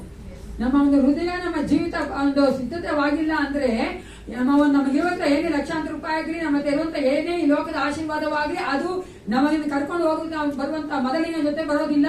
Amen. The mobile that we all love cannot be taken to be with Jesus in heaven. ನಾವು ಇಷ್ಟಪಡುವಂತ mobile ನಾವು ತೆಗೆದುಕೊಂಡು ಹೋಗಲ್ಲ ಪರಲೋಕಕ್ಕೆ. But a man of God said like this. ದೇವ ಮನುಷ್ಯ ಒಬ್ಬರಿಗೆ ಹೇಳಿದರೆ, the more a human being looks at something, ತುಂಬಾ ಅಧಿಕವಾಗಿ ಒಬ್ಬ ಮನುಷ್ಯ ಒಂದು ಕಾರ್ಯವನ್ನು ನೋಡ್ತಾ ಇರುವುದಾದ್ರೆ, and the human being will become like that. ಆ ಮನುಷ್ಯ ಅದೇ ತರ ಆಗ್ಬಿಡ್ತಾನೆ. Are you getting what I'm saying? ನನಗೆ ಅರ್ಥ ಆಗ್ತಾ ಇದೆಯಾ? If we continue to see at the mobile all the time, ಎಲ್ಲಾ ಸಮಯದಲ್ಲಿ ಮೊಬೈಲ್ ನೋಡ್ತಾ ಇರುವುದಾದ್ರೆ, then we will also be like machines. ನಾವು ಸಹ ಒಂದು ಮಿಷಿನ್ ತರ ಆಗ್ಬಿಡ್ತೀವಿ. What does that mean? ಹಂಗಂದ್ರೆ ಅರ್ಥ, No feelings at all. ಯಾವ ಒಂದು ಭಾವನೆಗಳೇ ಇಲ್ಲ, No emotions at all. ಯಾವ ಒಂದು ಭಾವನೆಗಳಿಲ್ಲ. Well, machines don't have emotions. ಮಿಷನ್ಗೆ ಒಂದು ಎಮೋಷನ್ ಇಲ್ವಲ್ಲ, ಭಾವನೆ ಇಲ್ವಲ್ಲ. Hello, are you listening? ಕೇಳಿಸ್ಕೊತಾ ಇದ್ದೀರಾ? Anything happens around, is it? Okay.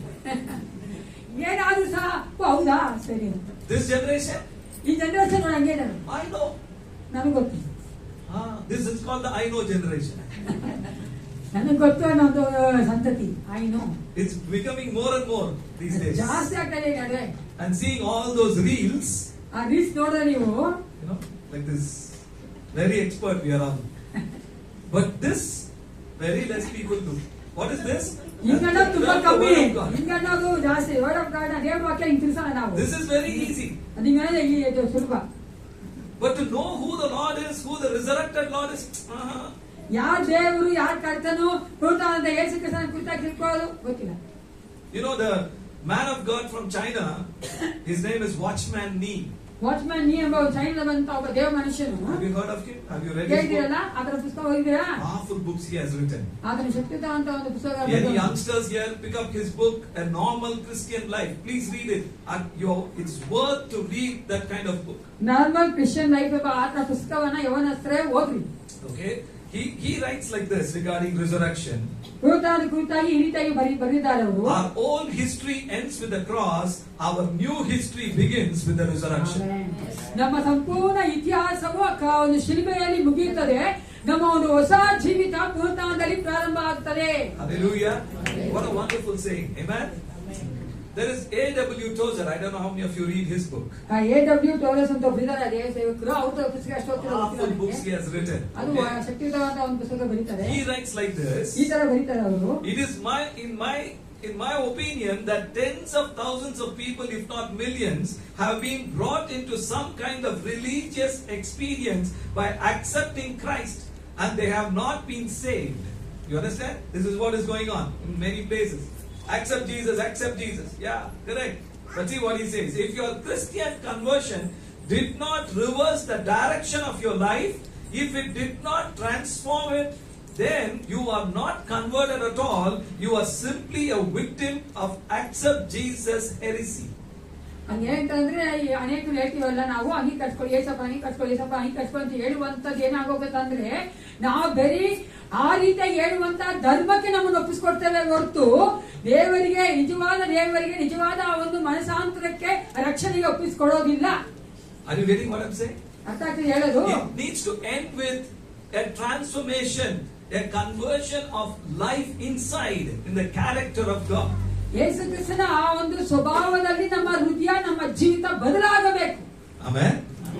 There is a difference between the Old Testament and very small difference, but I will tell you what it is, and the New Testament. ಚಿಕ್ಕದಾದಂತ ಒಂದು ವ್ಯತ್ಯಾಸ ಇದೆ ಹಳೆ ಒಡಂಬಡಿಕೆಗೂ ಹೊಸ ಒಡಂಬಡಿಕೆಗೂ. In the Old Testament, we call our God as a Jehovah God. How many of you know that? ಹಳೆ ಒಡಂಬಡಿಕೆಯಲ್ಲಿ ನಾವು ಏನಂತ ಕರಿತೀವಿ? ಯೆಹೋವ ದೇವರು ಅಂತ ಕರಿತೀವಿ. Amen. Jehovah God, and in other words, in English, we call the living God. ನಾವು ಹಂಗಾಗ ನೋಡ್ತೇವೆ ಜೀವಿಸುವಂತ ದೇವರು. Amen. But in the New Testament, ಅದೇ ಹೊಸ ಒಡಂಬಡಿಕೆಯಲ್ಲಿ He's the same God, ಅದೇ ದೇವರು, but we call Him the resurrected God. ಅದೇ ಆತ ನಾವು ಪುನರುತ್ಥಾನ ದೇವರು ಅಂತ ಕರಿತೀವಿ. Amen. Now, what does the living God do? ಅವನು ಜೀವವುಳ್ಳ ದೇವರು ಏನ್ ಮಾಡ್ತಾನಂತೆ? Or the Jehovah God, what does he do? ಯೆಹೋವ ದೇವರು ಏನ್ ಮಾಡ್ತಾನಂತೆ? He created everything in the outside. ಆತನು ಎಲ್ಲವನ್ನ ಹೊರಗಡೆ ಸೃಷ್ಟಿ ಮಾಡಿದನು. He created the earth. ಆತನು ಲೋಕವನ್ನು ಸೃಷ್ಟಿ ಮಾಡಿದನು. Created the plant. ಎಲ್ಲ ಸಸ್ಯಗಳನ್ನ ಮರಗಳನ್ನ ಆತನು ಸೃಷ್ಟಿ ಮಾಡಿದನು. Heaven and earth and the sky, everything he created. ಪರಲೋಕ ಭೂಮಿಯನ್ನ ಮತ್ತೆ ಎಲ್ಲ ಆಕಾಶ ಎಲ್ಲವನ್ನ ಸೃಷ್ಟಿ He ಮಾಡಿದನು. used the clay and he made man. ಆ ಮಣ್ಣನ್ನ ಉಪಯೋಗಿಸಿ ಆತನು ಮನುಷ್ಯನನ್ನು ಮಾಡಿದನು. How many of you understand what I'm saying? ಅರ್ಥ ಆಗ್ತಾ ಇದೆಯಾ? When he breathed the breath of life into man, he became a living being. ಆತನು ಯಾವಾಗ ಉಸಿರು ಮನುಷ್ಯನೊಳಗೆ ಹೋಯ್ತೋ ಆಗ ಆತನು ಜೀವಾತ್ಮನಾಗಿ ಮಾರ್ಪಟ್ಟನು, ಮನುಷ್ಯನಾಗಿ ಮಾರ್ಪಟ್ಟನು. But how could the human being could live a spiritual life in the Old Testament? ಹಳೆ ಒಡಂಬಡಿಕೆಯಲ್ಲಿ ಇಂಥ ಒಂದು ಲೌಕಿಕವಾದ ಮನುಷ್ಯನು ಆತ್ಮಿಕವಾಗಿ ಹೆಂಗ್ ಜೀವನ ಮಾಡೋದು? He had to eat from the tree of life. ಆತನು ಒಂದು ಜೀವದ ಅನ್ನ ತೆಗೆದುಕೊಂಡು ಜೀವಿಸಬೇಕಾಗಿತ್ತು. But that is how he had to become spiritual. ಆ ರೀತಿಯಾಗಿ ಆತನು ಆತ್ಮಿಕವಾಗಿ ಮಾರ್ಪಡಬೇಕು. So what I'm trying to say, ನಾನು ಹೇಳಲಿಕ್ಕೆ ಇಷ್ಟಪಡ್ತೀನಿ ಅಂದ್ರೆ, in the Old Testament, the living God, the Jehovah God, created everything outside. ಅವನು ಯೆಹೋವ ದೇವರು ಹಳೆ ಒಡಂಬಡಿಕೆ ಎಲ್ಲವನ್ನ ಹೊರಗಡೆ ಸೃಷ್ಟಿ ಮಾಡಿದ್ರು. Amen. But in the New Testament, ಅದೇ ಹೊಸ ಒಡಂಬಡಿಕೆ, once the death, burial, and resurrection of Jesus happened, ಒಂದು ಮರಣ, ಹೂಣಲ್ಪಡುವಿಕೆ ಮತ್ತು ಆತನ ಪುನರುತ್ಥಾನ ಆದ ನಂತರ, this resurrected Jesus ಪುನರುತ್ಥಾನ ಯೇಸು ಕ್ರಿಸ್ತನು comes inside of man. ನಮ್ಮ ಒಳಗಡೆ ಆತನು ಬರುವ ಆತನಾಗಿದ್ದಾನೆ. And the same God who created outside everything ಹೊರಗಡೆ ಸೃಷ್ಟಿ ಮಾಡಿದ ಅದೇ ದೇವರು now come inside ನಮ್ಮ ಒಳಗಡೆ ಬರುವಾತನಾಗಿದ್ದಾನೆ. and he starts creating a new creation inside. ನಮ್ಮ ಒಳಗಡೆ ಆತನು ಹೊಸ ಸೃಷ್ಟಿಯನ್ನ ಸೃಷ್ಟಿಸಲು ಪ್ರಾರಂಭಿಸ್ತಾನೆ. But sadly, ಅದೇ ದುಃಖಕರವಾದ ಕಾರ್ಯ ಏನಂದ್ರೆ, the people in the New Testament people also, ಹೊಸ ಒಡಂಬಡಿಕೆಯಲ್ಲಿರುವಂತಹ ಜನಗಳಾದ ನಾವು ಸಹ many in the many churches, ಎಲ್ಲಾ ಅನೇಕ ಸಭೆಗಳಲ್ಲಿ they want only the living God. ಅವರಿಗೆ ಬರೀ ಜೀವವುಳ್ಳ ದೇವರು ಮಾತ್ರ ಬೇಕು. They want healing. ಅವರಿಗೆ ಗುಣಪಡಿಸಬೇಕು. They want miracle. ಅವರಿಗೆ ಅದ್ಭುತಗಳು ಬೇಕು. They want blessing. ಅವರಿಗೆ ಆಶೀರ್ವಾದಗಳು ಬೇಕು. But resurrected Jesus, no, they don't want. ಆದ್ರೆ ಪುನರುತ್ಥಾನ ಅಂತ ಯೇಸು ಕ್ರಿಸ್ತನು ಬೇಡ. You know why? ಯಾಕೋತ್ರ? Because when he comes, ಆತನು ನಮ್ಮ ಒಳಗೆ ಬರುವಾಗ then he will start convicting us from within. ನಮ್ಮ ಒಳಗಡೆ ಆತನು ಮನವರಿಕೆ ತರಲು ಪ್ರಾರಂಭಿಸ್ತಾನೆ. He will start telling us where we are wrong. ಆತನು ನಾವು ಹೇಳಲು ಪ್ರಾರಂಭಿಸ್ತಾನೆ, ಎಲ್ಲಿ ನಾವು ತಪ್ಪಾಗಿದ್ದೇವೆ, Where we need to change in his image. ಆತನು ನಾವು ಸ್ವಾರೂಪ್ಯದಲ್ಲಿ ಎಲ್ಲಿ ನಾವು ಬದಲಾಗಬೇಕು ಅಂತ ಹೇಳ್ಕೊಡ್ತಾನೆ. So people say, no, we don't want that Jesus. ಆ ಯೇಸು ಬೇಡ ಅಂತಾರೆ ಜನರು. Outside, yeah. ಹೊರಗಡೆ ಬೇಕು. God heals you. ದೇವರು ನಿಮಗೆ Oh, ಗುಣಪಡಿಸ್ತಾನೆ. I want healing. I want healing. ಹೌದು, ನನಗೆ ಬೇಕು ಸ್ವಸ್ಥತೆ ಬೇಕು. Oh, deliverance. Yeah, I want ಬಿಡುಗಡೆ, to be ಹೌದು, delivered. ನನಗೆ ಬೇಕು ಬಿಡುಗಡೆ ಬೇಕು. I don't want bondage. ನನಗೆ ಯಾವ ಒಂದು ಬಂಧನ ಬೇಡ. ಅದೆಲ್ಲ outside. ಎಲ್ಲ ಹೊರಗಡೆ. But this resurrected Jesus comes inside you and he starts changing inside us. ಅಪೂರ್ಣವಾದ ಯೇಸು ಕ್ರಿಸ್ತನು ನಿಮ್ಮ ಒಳಗಡೆ ಬಂದು ನಿಮ್ಮನ್ನ ಬದಲಾಯಿಸಲು ಪ್ರಾರಂಭಿಸ್ತಾನೆ. But sadly people keep resisting him. ದುಃಖದ ಕಾರ್ಯ ಅಂದ್ರೆ ಆತನ ನಾವು ಬೇಡ ಬೇಡ ಬೇಡ ಅಂತಾನೆ ಇದ್ದೀವಿ. Don't touch here. ಇಲ್ಲಿ ಮಾತ್ರ ಮುಟ್ಬೇಡ, ನಮ್ಮ ಹೃದಯ. Outside you touch me anywhere, I'm ಹೊರಗಡೆ fine. ಹೇಳ್ಬೇಕಾದ್ರೆ ನಾವು ಮುಟ್ಟು ಪರವಾಗಿಲ್ಲ ಅಂತೀವಿ. But don't do anything inside. ಒಳಗಡೆ ಏನು ಮಾಡಬೇಡ. But I want to tell you, ನಾನು ನಿಮ್ಗೆ ಹೇಳಿ ಏನಂದ್ರೆ ಪ್ರಿಯರೇ, if you don't allow him inside to touch you, ನೀವು ಆತ ನಿಮ್ಮ ಒಳಗಡೆ ಮುಟ್ಟೋದಕ್ಕೆ ನೀವು ಅವಕಾಶ ಕೊಡದೇ ಇರುವುದಾದ್ರೆ, it is difficult to be with the resurrected Jesus in eternity. Amen. ನೀವು ಪುನರುತ್ಥಾನದ ಯೇಸು ಕ್ರಿಸ್ತನೊಟ್ಟಿಗೆ ನಿತ್ಯಕ್ಕೂ ಜೀವಿಸೋದು ಬಹಳ ಕಷ್ಟ. Are you listening? ಎಸ್ಕೊಳ್ತಾ Touch your neighbor and tell, ಪಕ್ಕದವ್ರನ್ನ ನೋಡಿ ಹೇಳಿ, allow the resurrected Jesus to work in you. ಪುನರುತ್ಥಾನದ ಯೇಸು ಕ್ರಿಸ್ತನ ನಿಮ್ಮಲ್ಲಿ ನೀವು ಬಿಡಿರಿ, ಆತ ನಿಮ್ಮಲ್ಲಿ ಕಾರ್ಯ ಮಾಡಲಿ ಅಂತ ಹೇಳಿ. Amen? Yes, we should allow him to work in us. ನಮ್ಮಲ್ಲಿ ಅದು ಕಾರ್ಯ ಮಾಡುವಂತೆ ನಾವು ಬಿಟ್ಕೊಡ್ಬೇಕು. Pride is there. ನಮ್ಗೆ ಅಹಂಕಾರ ಇದೆ. That resurrected Jesus will start working inside. ನಾನು ಪುನರುತ್ಥಾನದ ಯೇಸು ಕ್ರಿಸ್ತ ನಮ್ಮಲ್ಲಿ ಕಾರ್ಯ ಮಾಡಿ ಪ್ರಾರಂಭಿಸ್ತಾನೆ. He will keep convicting us, saying that pride is not from me. ಆತನು ಹೇಳ್ತಾ ಇರ್ತಾನೆ, ಮನವರಿಗೆ ಕೊಡ್ತಾ ಇರ್ತಾನೆ, ನನ್ನ ಅಹಂಕಾರ ನಂದಲ್ಲ, ಗರ್ವ ನನ್ನಿಂದ ಬಂದಲ್ಲ. Please humble yourself. ಆಗ ನಮ್ಮನ್ನ ನಾವು ತಗ್ಗಿಸ್ಕೊಳ್ಬೇಕು. No. He will tell, please humble yourself. ಆಗ ಹೇಳ್ತಾನೆ ಆತನು, ನೀನು ತಗ್ಗಿಸ್ಕೋ ಎಂದು. Are you listening? ಹೇಳ್ತಾ ಇದ್ದೀರಾ? That is why if you read 1 Corinthians 15 and verse 45, ಅದಕ್ಕೆ 1 ಕೊರಿಂಥ 15:45 ವಚನ ಓದಿ ನೋಡುವುದಾದ್ರೆ, And so it is written, the first man Adam became a living being, the last Adam became a life-giving spirit. Amen. ಮೊದಲನೆಯ ಮನುಷ್ಯನಾದ ಆದಾಮನು ಬದುಕುವ ಪ್ರಾಣಿಯಾದನೆಂದು ಬರೆದದೇ ಅಲ್ಲ, ಕಡೆಯ ಆದಾಮನು ಬದುಕಿಸುವ ಆತ್ಮನು, ಆತ್ಮಿಕವಾದದ್ದು. Amen. Amen. So the resurrected Lord has become a life-giving spirit. ಅವನು ಪುನರುತ್ಥಾನ ಯೇಸು ಕ್ರಿಸ್ತನು ಜೀವ ಕೊಡುವಂತಹ ಬೆಳಕಾಗಿದ್ದಾನೆ. If you turn to Romans 8, ರೋಮರ 8ನೇ ಅಧ್ಯಾಯ ತಿಳಿಸುವುದಾದ್ರೆ, and there if you read a scripture, ಅಲ್ಲಿ ವಚನ ಇದೆ, ಓದಿ ನೋಡುವುದಾದ್ರೆ, the Bible says here, ಸತ್ಯವೇದ ಈ ರೀತಿಯಾಗಿ ಹೇಳ್ತಾರೆ. yeah, chapter 8. Yeah, let's read. Yes, verse 11. But if the spirit of him who raised Jesus from the dead dwells in you, he who raised Christ from the dead will also give life to your mortal bodies through his spirit who dwells in you. ಯೇಸುವನ್ನು ಸತ್ತವಳಗಿಂದ ಜೀವಿತನಾಗಿ ಎಬ್ಬಿಸಿದ ಆತನ ಆತ್ಮನು ನಿಮ್ಮಲ್ಲಿ ವಾಸವಾಗಿದ್ದರೆ, ಕ್ರಿಸ್ತ ಯೇಸುವನ್ನು ಸತ್ತವಳಗಿಂದ ಎಬ್ಬಿಸಿದ ಆತನು ನಿಮ್ಮಲ್ಲಿ ವಾಸವಾಗಿರುವ ತನ್ನ ಆತ್ಮನ ಮೂಲಕ ನಿಮ್ಮ ಮರ್ತ್ಯ ದೇಹಗಳನ್ನು ಸಹ ಬದುಕಿಸುವನು. Hallelujah. Yeah. We need to allow the Spirit of God to work in us. ದೇವರ ಆತ್ಮ ನಮ್ಮಲ್ಲಿ ಕಾರ್ಯ ಮಾಡಲಿಕ್ಕೆ ನಾವು ಬಿಟ್ಟು ಕೊಡಬೇಕು, ಅವಕಾಶ ಕೊಡಬೇಕು ಪ್ರಿಯರೇ. Because that's the same Spirit of God who raised Jesus from the dead. ಅದೇ ಆತ್ಮನು ಸತ್ತಂತ ಯೇಸು ಕ್ರಿಸ್ತನನ್ನ ಜೀವವುಳ್ಳವನಾಗಿ ಮಾಡಿದ್ದು, ಎಬ್ಬಿಸಿದ್ದು ಮರಣದಿಂದ. That same Spirit of God is right inside of us. ಅದೇ ದೇವರ ಆತ್ಮ ನಮ್ಮೊಳಗೆ ಜೀವಿಸುವಾತನಾಗಿದ್ದಾನೆ. Don't shut the voice of the Holy Spirit. ದೇವರ ಆತ್ಮನ ಸ್ವರವನ್ನ ನೀವು ಮುಚ್ಚಬೇಡಿ. Are you listening what I'm saying? ಅರ್ಥ ಆಗ್ತಾ ಇದೆ ನಾನು ಹೇಳುದು? When the Holy Spirit convicts us, listen to him and change from within. ಪರಿಶುದ್ಧಾತ್ಮ ನಮ್ಮ ಹತ್ರ ಮಾತಾಡಬೇಕಾದ್ರೆ, ನಮಗೆ ಹೇಳ್ತಾ ಇರ್ಬೇಕಾದ್ರೆ, ತಪ್ಪಾದ ಕಾರ್ಯಕಾರಣಗಾಗಿ ಮಾತಾಡ್ತಾ ಇರ್ಬೇಕಾದ್ರೆ ನಾವು ಬದಲಾವಣೆ ಆಗೋದಕ್ಕೆ ಒಪ್ಪಿಸ್ಕೊಳ್ಬೇಕು. The way you look, when the Holy Spirit says, don't look like that.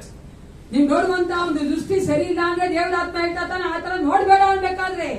Let's listen to him and submit to his voice. ಅದಕ್ಕೆ ನಾವು ಒಪ್ಪಿಸಿಕೊಟ್ಟು ಆತನ ಸ್ವರಕ್ಕೆ ಒಪ್ಪಿಸಿಕೊಡೋಣ. Amen. I want to give you an example, okay? ಒಂದು ಉದಾಹರಣೆ ಕೊಡಕ್ಕೆ ಇಷ್ಟಪಡ್ತೀನಿ. In the Old Testament, ಹಳೆ ಒಡಂಬಡಿಕೆಯಲ್ಲಿ there was no Spirit of God inside of man. ದೇವರ ಆತ್ಮನು ಮನುಷ್ಯನೊಳಗೆ ಜೀವನ ಮಾಡ್ತಾ ಇರಲಿಲ್ಲ. Are you listening? They had to keep the law by their own strength and effort. ಆ ಒಂದು ನ್ಯಾಯ ಪ್ರಮಾಣವನ್ನ ಅವರ ಒಂದು ಸ್ವಂತ ಒಂದು ಪ್ರಯತ್ನದಿಂದ, ಒಂದು ಜ್ಞಾನ ಶಕ್ತಿಯಿಂದ ನಾವು ನೆರವೇರಿಸಬೇಕಾಗಿತ್ತು. Understand? How many of you understand what I'm saying? With your own effort, with your own, by reading it, they had to keep that word.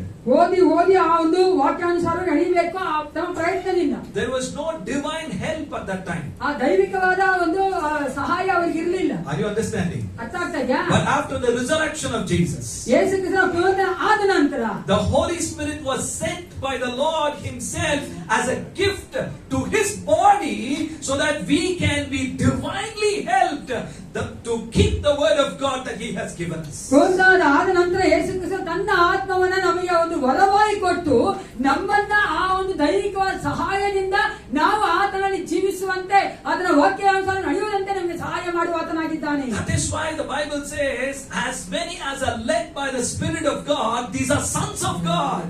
ಅದಕ್ಕಾಗಿ ಯಾರೆಲ್ಲ ದೇವರ ಆತ್ಮ ನಡೆಸಲ್ಪಡುತ್ತಾರೋ ಅವರು ದೇವರ ಮಕ್ಕಳಾಗಿದ್ದಾರೆ ಎಂದು ವಾಕ್ಯ ಹೇಳ್ತಾರೆ. Amen. In Corinthians, in another chapter, it says, he who is joined to the Lord is one spirit with him. ಅದೇ ಕೊರಿತ ನೋಡುತ್ತೇವೆ, ದೇವರ ಆತ್ಮ ಒಟ್ಟಿಗೆ ಇರುವಂತವರು ದೇವರ ಆತ್ಮನ ಅವರು ಒಂದೇ ಆಗಿರ್ತಾರೆ. Hallelujah. So it is not in our strength that we keep his word. The Lord himself by the Spirit of God has enabled us to keep this word. ನಾವು ಪ್ರಯತ್ನದಿಂದಲ್ಲ ಪ್ರಿಯರೇ, ಆತನು ಕೊಟ್ಟಂತ ದೇವರ ಆತ್ಮನ ಸಹಾಯದಿಂದ ಆತನ ವಾಕ್ಯಾನುಸಾರ ನಡೆಯುವುದಕ್ಕೆ ದೇವರೇ ನಮಗೆ ಸಹಾಯ ಮಾಡ್ತಾನೆ. Hallelujah. That's why we read in Romans 8 and verse 11, which is very clearly, if the Spirit of him who raised Jesus from the dead is in you, that is how it says.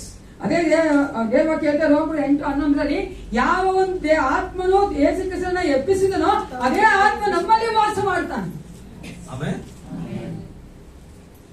I like what it says in Matthew chapter 27. ಮತ್ತಾಯ 27ನೇ ಅಧ್ಯಾಯ ತಿಳ್ಕೊಳ್ಳೋಣ. And if you read verse 21, 21ನೇ ವಚನ. 51. 27, 51. Yeah, 51 if you read. 51ನೇ ವಚನ ಓದ್ರಿ. Then behold, the veil of the temple was torn in two from top to bottom, and the earth quaked, and the rocks were split. ಯೇಸುವನ್ನು ಕಾಯುತ್ತಿದ್ದವರು ಭೂಕಂಪವನ್ನು ನಡೆದ ಸಂಗತಿಗಳನ್ನು ನೋಡಿ ಬಹಳವಾಗಿ ಇಲ್ಲ ಅದಲ್ಲ aunty.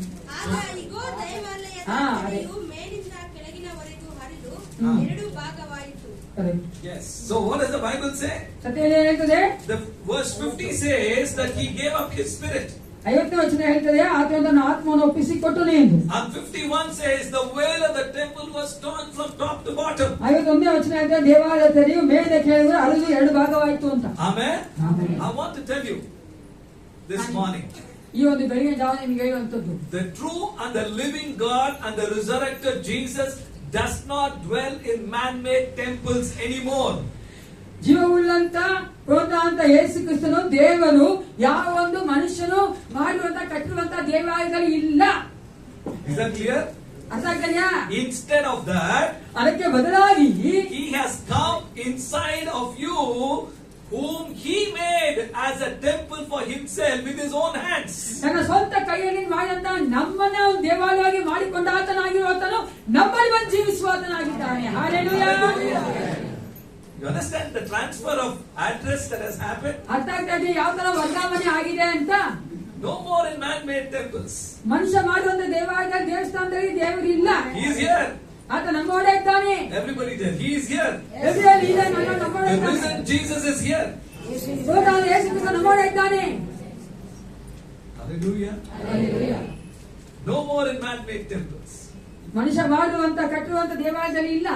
You know, this place is holy. You know why? ಈ ಜಾಗ ಪರಿಶುದ್ಧವಾದ ಯಾಕೆ ಗೊತ್ತಾ? Because the holy God is in us. That is why it became holy. ಯಾಕಂದ್ರೆ ಪರಿಶುದ್ಧವಾದ ದೇವರು ನಮ್ಮೊಳಗೆ ಇದ್ದಾನೆ, ಅದಕ್ಕೆ ಈ ಜಾಗ ಅದು ಪರಿಶುದ್ಧವಾಗಿದೆ. You understand? The building is not holy. ಈ ಒಂದು ಕಟ್ಟಡ ಪರಿಶುದ್ಧ ಅಲ್ಲ. You understand what I'm saying? The building becomes holy because holy people come there. ಈ ಒಂದು ಕಟ್ಟಡ ಅದು ಪರಿಶುದ್ಧವಾಗುತ್ತೆ, ಪರಿಶುದ್ಧ ಜನರು ಬರ್ತಾರಲ್ಲ ಅದಕ್ಕೋಸ್ಕರ. Because the ಪರಿಶುದ್ಧ ದೇವರು ನಮ್ಮೊಳಗಿದ್ದಾರೆ. Amen. It is not because of we are holy, because the holy God in us. ನಾವು ಪರಿಶುದ್ಧರಲ್ಲ, ಯಾಕಂದ್ರೆ ಪರಿಶುದ್ಧವಾದ ದೇವರು ನಮ್ಮೊಳಗೆ ಇದ್ದ, ಅದಕ್ಕೆ ನಾವು ಪರಿಶುದ್ಧ. Okay, one more quote I want to read. ಮತ್ತೊಂದು ವಚನ ಹೇಳ್ತೀನಿ. There's one man of God called Tim Keller writes like this. Tim Keller ಅನ್ನೋ ಒಂದು ದೇವ ಮನುಷ್ಯ ಈ ತರ ಬರೀತಾರೆ, If Jesus rose from the dead, then you have to accept all that he said. ಯೇಸು ಕ್ರಿಸ್ತನು ಮಾಡಿದ ಎದ್ದಿದ್ದಾನಂದ್ರೆ ಆತನ ಹೇಳಿದ ಎಲ್ಲಾ ಮಾತುಗಳು ನೀವು ಕೇಳಬೇಕು. Okay? ಆಯ್ತಾ? If he did not rise from the dead, ಆತನು ಸಾವಿಂದ ಎದ್ದಿಲ್ಲ ಅಂದ್ರೆ then why worry about any of what he said? ಯಾಕೆ ಆತನು ಏನೇ ಹೇಳಿದ್ರು ಯಾಕೆ ಅದಕ್ಕೋಸ್ಕರ ಯೋಚನೆ ಮಾಡ್ತೀವಿ? You understand? ಅರ್ಥ ಆಗ್ತಾಯಾ? Okay? The issue of which everything hangs is not whether or not you like his teaching, but whether or not he rose from the dead. ಆತನು ಹೇಳುವಂತ ಒಂದು ಮಾತುಗಳು ಬೋಧನೆಗಳು ಅದು ನಿಮ್ಗೆ ಇಷ್ಟ ಇದೆಯೋ ಇಲ್ವೋ ಅದೆಲ್ಲ ಬರೋದು ಆತನು ಮಾಡದೆ ಎದ್ದಿದ್ದಾನ, ಅದೇ ಮುಖ್ಯವಾದ್ದು. Hallelujah. Hallelujah. If you believe he is risen from the dead, then we need to, just believe everything what he has said. ಆತನು ಮಾಡದ ಎದ್ದಿದ್ದಾನೆ ಅಂತ ನಂಬ್ತೀರಾ? Amen. ಅವಾಗ ಆತ ಹೇಳೆಲ್ಲವನ್ನ ನಾವು ಕೈಗೊಂಡು ನಡಿಬೇಕು, ಅದನ್ನ ಕೇಳಬೇಕು. Amen. There is no questioning anymore. ಅದಕ್ಕೆ ಬದಲಾಗಿ ಪ್ರಶ್ನೆ ಮಾಡೇ ಇಲ್ಲ. Hallelujah. Hallelujah. Another man of God said this. ದೇವ ಮನುಷ್ಯ ಇನ್ನೊಬ್ರು ಹೇಳಿದಾರೆ ಈ ತರ. You know what he said? ಏನ್ ಹೇಳ್ತಾರೆ ಗೊತ್ತಾ? He went to what do you say? A psychologist. ಒಬ್ಬ ಸೈಕಾಲಜಿಸ್ಟ್ ಹತ್ರ ಹೋಗಿದ್ದಾರೆ, Okay. ಮನೋಜ್ಞ ಅಂತ. Okay, and asked him. ಆತನ ಕೇಳಿದಾರೆ ಇವರು. The Bible says ಸತ್ಯವೇದ ಹೇಳ್ತದೆ 500 people have testified. We read that, right? ನಾವು ಓದಿದ್ವಲ್ಲ ಅಲ್ಲಿ. 500 people have testified that Jesus is risen from the dead. 500 ಜನ ಸಾಕ್ಷಿ ಕೊಡ್ತಾರೆ ಯೇಸು ಕ್ರಿಸ್ತನು ಮರಣ ಎದ್ದಿದ್ದಾನೆ ಎಂದು. Okay, so what do you say about it? ನೀನೇನ್ ಹೇಳ್ತೀಯ ಅಂತ ಕೇಳಿದ್ರು. So the psychologist said, ಆ ಸೈಕಾಲಜಿಸ್ಟ್ ಹೇಳಿದ್ರು, you mean to say that 500 people told the same thing, that Jesus is risen from the dead? ನೀವ್ ಹೇಳ್ತಾ ಇದ್ದೀವಿ 500 ಜನ ಸಹ ಯೇಸು ಕ್ರಿಸ್ತನು ಮರಣ ಎದ್ದಿದ್ದಾನೆ ಅಂತ ಹೇಳ್ತಾ ಇದ್ದಾರಾ? Which means it is not Hellenization. ಅಂದ್ರೆ ಅವರು ಊಹೆಯಿಂದ ಹೇಳ್ತಾ ಇರೋದಲ್ಲ. If 500 people have told the same thing, 500 ಜನ ಒಂದನ್ನೇ ಹೇಳಿರುವುದಾದ್ರೆ You know, it is definitely a bigger miracle than the resurrection also. ಆ ಒಂದು ಪುನರುತ್ಥಾನಕ್ಕಿಂತ ಹೆಚ್ಚಾದ ದೊಡ್ಡದ ಒಂದು ಅದ್ಭುತವಾಗಿರ್ತಾರೆ. I don't know if you understand. But I want to tell you, ನಾ ಹೇಳಿದ್ರೆ ಪ್ರಿಯರೇ, he did rise from the dead. ಆತನು ಸಾವಿನಿಂದ ಎದ್ದಿದ್ದಾನೆ, ಮರಣವನ್ನು ಜಯಿಸಿದ್ದ. Somebody else asked, what is the proof? ಅನೇಕರು ಕೇಳ್ತಾರೆ, ಏನು ಅದಕ್ಕೆ ನೀವು ಸಾಕ್ಷಿ ಕೊಡ್ತೀರಾ? ಆಮೆನ್. God has ನಾನೇ ಅದಕ್ಕೆ touched me. Sakshi, I am the proof. ನಾನೇ ಅದಕ್ಕೆ ಸಾಕ್ಷಿ. Sir, 24 years Brahmin sir. Jesus came, changed my life. 24 ವರ್ಷ ನಾನು ಬ್ರಾಹ್ಮಣ, ಯೇಸು ಕ್ರಿಸ್ತನು ಬಂದು ನಾನು ಯೇಸು ಕ್ರಿಸ್ತನ ಮಗನಾಗಿದ್ದೀನಿ. Hallelujah. Hallelujah. His resurrection power pulled me out of darkness, brought me into the kingdom of light. ಹೌದು, ಪುನರುತ್ಥಾನದ ಶಕ್ತಿಯು ನನ್ನನ್ನು ಕತ್ತಲೆಯಿಂದ ಹೊರಗೆ ಕರ್ಕೊಂಡ್ಬಂದು ಆ ಬೆಳಕಿನಲ್ಲಿ ನಿಲ್ಲಿಸಿದ್ದೆ. No man has the power to stop the gospel of Jesus Christ, which is the power of God to touch people, no matter now or in the days to come.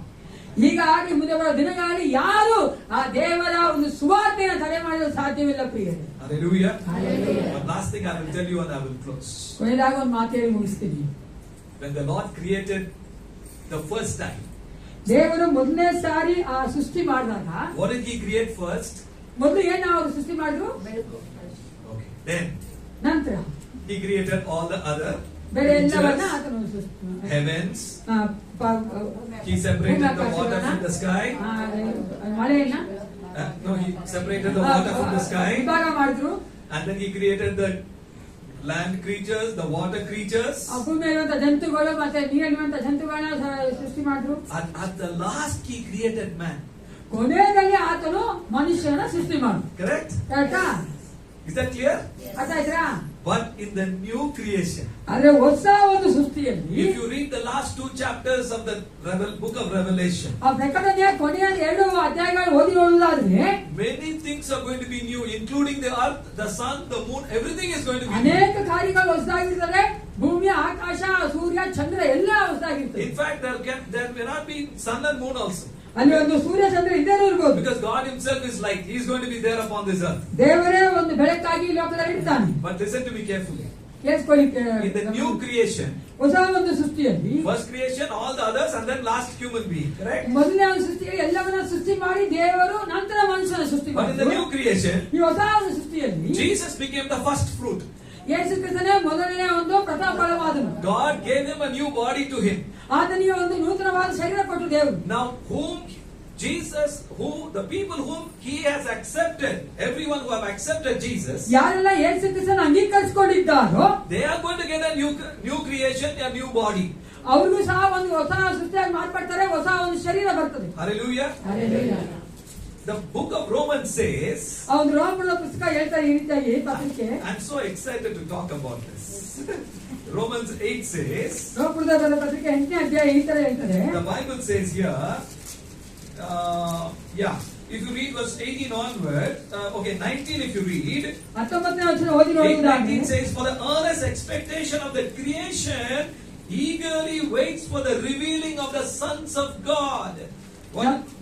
ನಮಗೋಸ್ಕರ ಮುಂದಿನ ಕಾಲದಲ್ಲಿ ಪ್ರತ್ಯಕ್ಷವಾಗುವ ಮಹಿಮಾ ಪದವಿಯನ್ನು ಆಲೋಚಿಸಿ ಈಗಿನ ದೇವಪುತ್ರರ ಮಹಿಮೆಯನ್ನು ಯಾವಾಗ ಪ್ರತ್ಯಕ್ಷವಾದೀತೋ ಜಗತ್ತು ಬಹು ಲವಲವಿಕೆಯಿಂದ ಎದುರು ನೋಡುತ್ತಿರುವುದು. Verse 20, for the creation was subjected to futility, not willingly, but because of Him who subjected it in hope.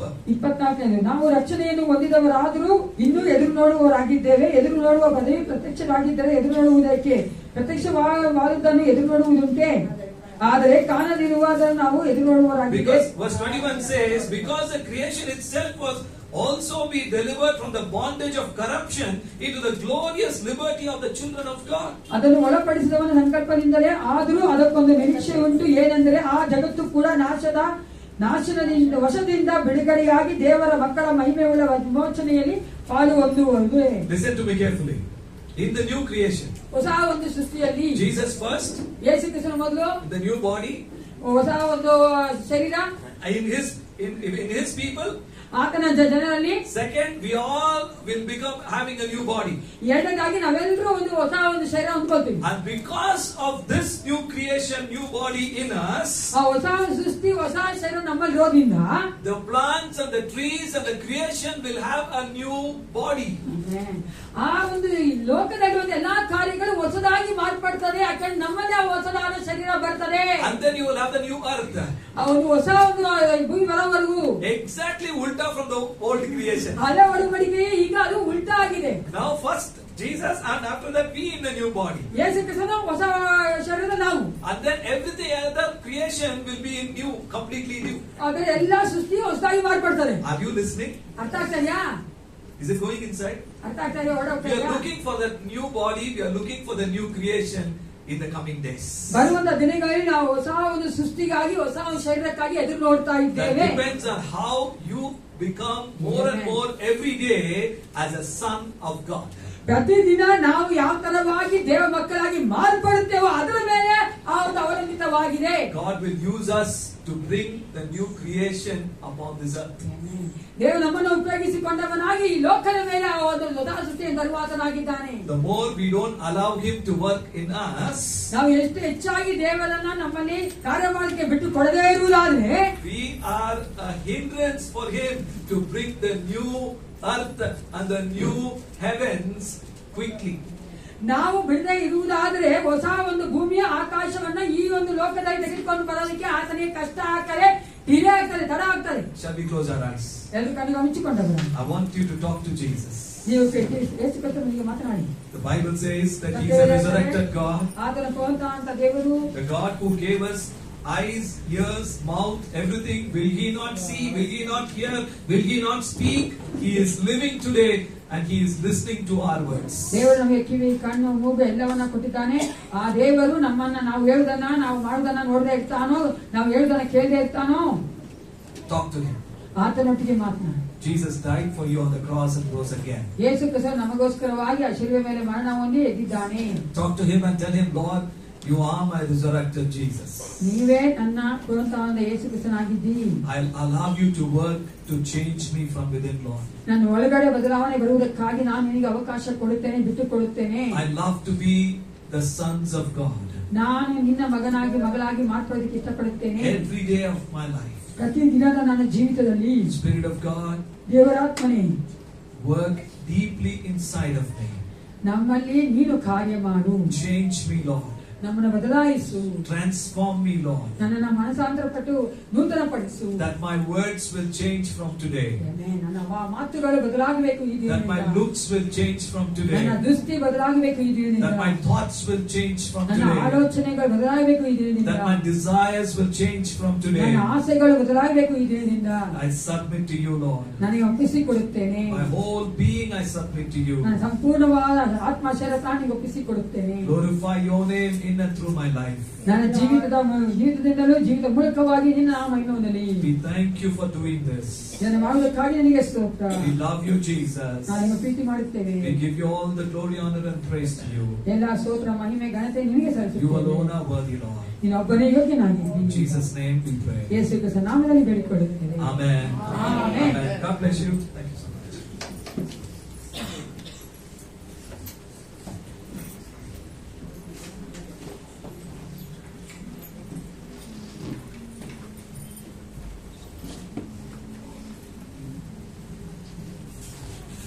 ಈಗ ನಾವು ಕರ್ತನ ಬರುವವರಾಗಿದ್ದೇವೆ. ಒಂದು ಕ್ಷಣ ಕಾಲ ನಾವು ಕಣ್ಣುಗಾಲ ಮುಚ್ಚಿಕೊಂಡವರಾಗಿ ನಮ್ಮನ್ನು ಒಪ್ಪಿಸಿಕೊಡೋಣ. ಕಳೆದ ದಿನಗಳಲ್ಲಿ, ಕಳೆದ ವಾರಗಳಲ್ಲಿ, ಕಳೆದ ನಿಮಿಷಗಳಲ್ಲಿ ನಾವು ದೇವರಿಗೆ ಮೆಚ್ಚುಗೆ ಆಗದೇ ಇರುವಂತಹ ಕಾರ್ಯಗಳನ್ನು ಮಾಡಿರುವುದಾದರೆ ದೇವರು ತಾನೇ ನಮ್ಮನ್ನು ಕ್ಷಮಿಸುತ್ತಾರೆ. ದೇವರ ವಾಕ್ಯ ಸ್ಪಷ್ಟವಾಗಿ ಹೇಳ್ತದೆ. 1 ಯೋಹಾನ 1:9 ನಾವು ಪಾಪಗಳ ಅರಿಕೆ ಮಾಡಿಕೊಳ್ಳುವುದಾದರೆ ಆತನು ನಂಬಿಗಸ್ತನಾಗಿದ್ದಾನೆ, ಆತನು ನಮ್ಮ ಪಾಪಗಳನ್ನು ಪರಿಹರಿಸುತ್ತಾನೆ, ಕ್ಷಮಿಸುತ್ತಾನೆ. ಅವನು ಕ್ಷಮಾಪಣೆ ಇಲ್ಲದೆ ನಾವು ಆತನ ಮೇಜರ ಬಾಕೆ ಬರಬಾರದು. Take that forgiveness from him. ಆತನ ಫರ್ಗಿವ್ನೆಸ್ ಅನ್ನು ಕೇಳುತ್ತೇವೆ. ನಾವು ಮನುಷ್ಯ ಮಾತ್ರದವರು ಅನೇಕ ಸಾರಿ ನಾವು ಮಾಡಬೇಕು, ಒಳ್ಳೆಯದು ಮಾಡಬೇಕು, ಸರಿಯಾದ ಅನ್ನೂ ಸಹ ನಾವು ಮಾಡದೇ ಇದ್ದೇವೆ. ನಮ್ಮ ಎಲ್ಲ ಒಂದು ಬಲಹೀನತೆಯನ್ನು ದೇವರಿಗೆ ಒಪ್ಪಿಸಿ ಕೊಡೋಣ. Don't hide anything from him. ಆತನಿಗೆಲ್ಲ ಗೊತ್ತು ಪ್ರಿಯರೇ. ಆದರೆ ಆತನು ಇಷ್ಟಪಡುವಂಥದ್ದು ನಾವು ಆತನ ಮುಂದೆ ಆಯ್ಕೆ ಮಾಡಬೇಕೆಂಬುದೇ ದೇವರ ವಾಕ್ಯ ಹೇಳುವಂತೆ 1 ಕೊರಿಂಥ 11ನೇ ಅಧ್ಯಾಯದಲ್ಲಿ ನಾವು ಅಯೋಗ್ಯರಾಗಿ ಆಗಿ ಆಲೋಚನೆ ಮಾಡಿಕೊಳ್ಳದೆ ಇರೋದಾದರೆ, ನಮ್ಮನ್ನು ಪರೀಕ್ಷೆ ಮಾಡಿಕೊಳ್ಳದೆ ಬರುವುದಾದರೆ ನಾವು ದಂಡನೆಗೆ ಒಳಪಡುತ್ತೇವೆ. Let's examine our self. ನಾನು ಕಳೆದ ವಾರವಲ್ಲ ಏನೆಲ್ಲ ಕೆಲಸಗಳನ್ನ ಮಾಡಿದ್ದೇನೆ, ಏನೆಲ್ಲ ಮಾತನಾಡಿದ್ದೇನೆ, ಯಾವೊಂದು ಜಾಗಗಳಿಗೆ ಹೋಗಿದ್ದೇನೆ, ಯಾವೊಂದು ಕ್ರಿಯೆಗಳನ್ನ ಮಾಡಿದ್ದೇನೆ, ಎಲ್ಲವನ್ನು ನಾವು ಬಲ್ಲಾತರಾಗಿದ್ದೇವಲ್ಲ. ಅದನ್ನು ದೇವರು ಒಪ್ಪಿಸಿಕೊಡಿ. ಏಸಪ್ಪ, ನೀನು ಅನೇಕ ಸಾರಿ ನಾನು ಎಚ್ಚರಿಸಿದರೂ ಸಹ ನಾನು ಆ ಕೆಲಸಗಳನ್ನ ಮಾಡಿದ್ದೇನೆ. ಅನೇಕ ಸಾರಿ ನೀನು ನನಗೆ ಎಚ್ಚರಿಕೆ ಕೊಡ್ತಾ ಇದ್ರು ಸಹ ನಾನು ಆ ಕಾರ್ಯಗಳನ್ನ ಮಾಡಿದ್ದೇನೆ, ಮಾತನಾಡಿದ್ದೇನೆ. ನಾನು ಕ್ಷಮಿಸು ಅಂತ ಕೇಳುತ್ತೀರಿ. ಭಯಭಕ್ತಿಯಿಂದ ಗಂಭೀರವಾಗಿ ನಾವು ದೇವರ ಒಂದು ಮೇಜಿನ ಉಪಹಾರಕ್ಕೆ ಬರೋಣ. Let's value that death of Jesus for us, that resurrection for us. ನಮಗಾಗಿ ಆತನ ಸತ್ತು ಪುನರುತ್ಥಾನವಾಗಿರುವಂತಹ ಆ ಕಾರ್ಯವನ್ನ ನಾವು ಬೆಲೆ ಕೊಡೋಣ. ಆ ಕಾರ್ಯಕ್ಕೆ ಬೆಲೆ ಕೊಡೋಣ. It's a valuable thing. ಅದು ನೋಡುವುದಾದ್ರೆ ಅತ್ಯಮೂಲ್ಯವಾದಂಥದ್ದು, ಬೆಲೆ ಕಟ್ಟಲಾಗದಂಥದ್ದು ಪ್ರಿಯರೇ. ನಮಗಾಗಿ ಯಾರು ಸಾಯೋದಿಲ್ಲ, ಆದರೆ ಯೇಸು ಕ್ರಿಸ್ತ ನಮಗಾಗಿ ಸತ್ತಿದ್ದಾನಲ್ಲ, ನಾವು ಪಾಪಗಳ ಪರಿಹಾರ ಮಾಡಿದ್ದಾನಲ್ಲ. ಓ ಥ್ಯಾಂಕ್ ಯು ಜೀಸಸ್. ಈ ಲೋಕದಲ್ಲಿಯೇ ನಮ್ಮೊಳಗೆ ಜೀವಿಸುವಾತನಾಗಿದ್ದು, ನಮ್ಮೊಂದಿಗೆ ಜೀವಿಸುವಾತನಾಗಿದ್ದು, ನಾವು ನಿತ್ಯಕ್ಕೆ ಜೀವಿಸಬೇಕೆಂದೇ ನಮ್ಮೊಟ್ಟಿಗೆ ಆದರೂ ಸಹ ಸ್ಟ್ರಗಲ್ ಮಾಡ್ತಾ ಇದ್ದಾನೆ ಪ್ರಿಯರೇ. ಅನೇಕ ಸಾರಿ ಹೋರಾಟ ಮಾಡ್ತಾ ಇದ್ದಾನೆ ದೇವರ ಆತ್ಮ.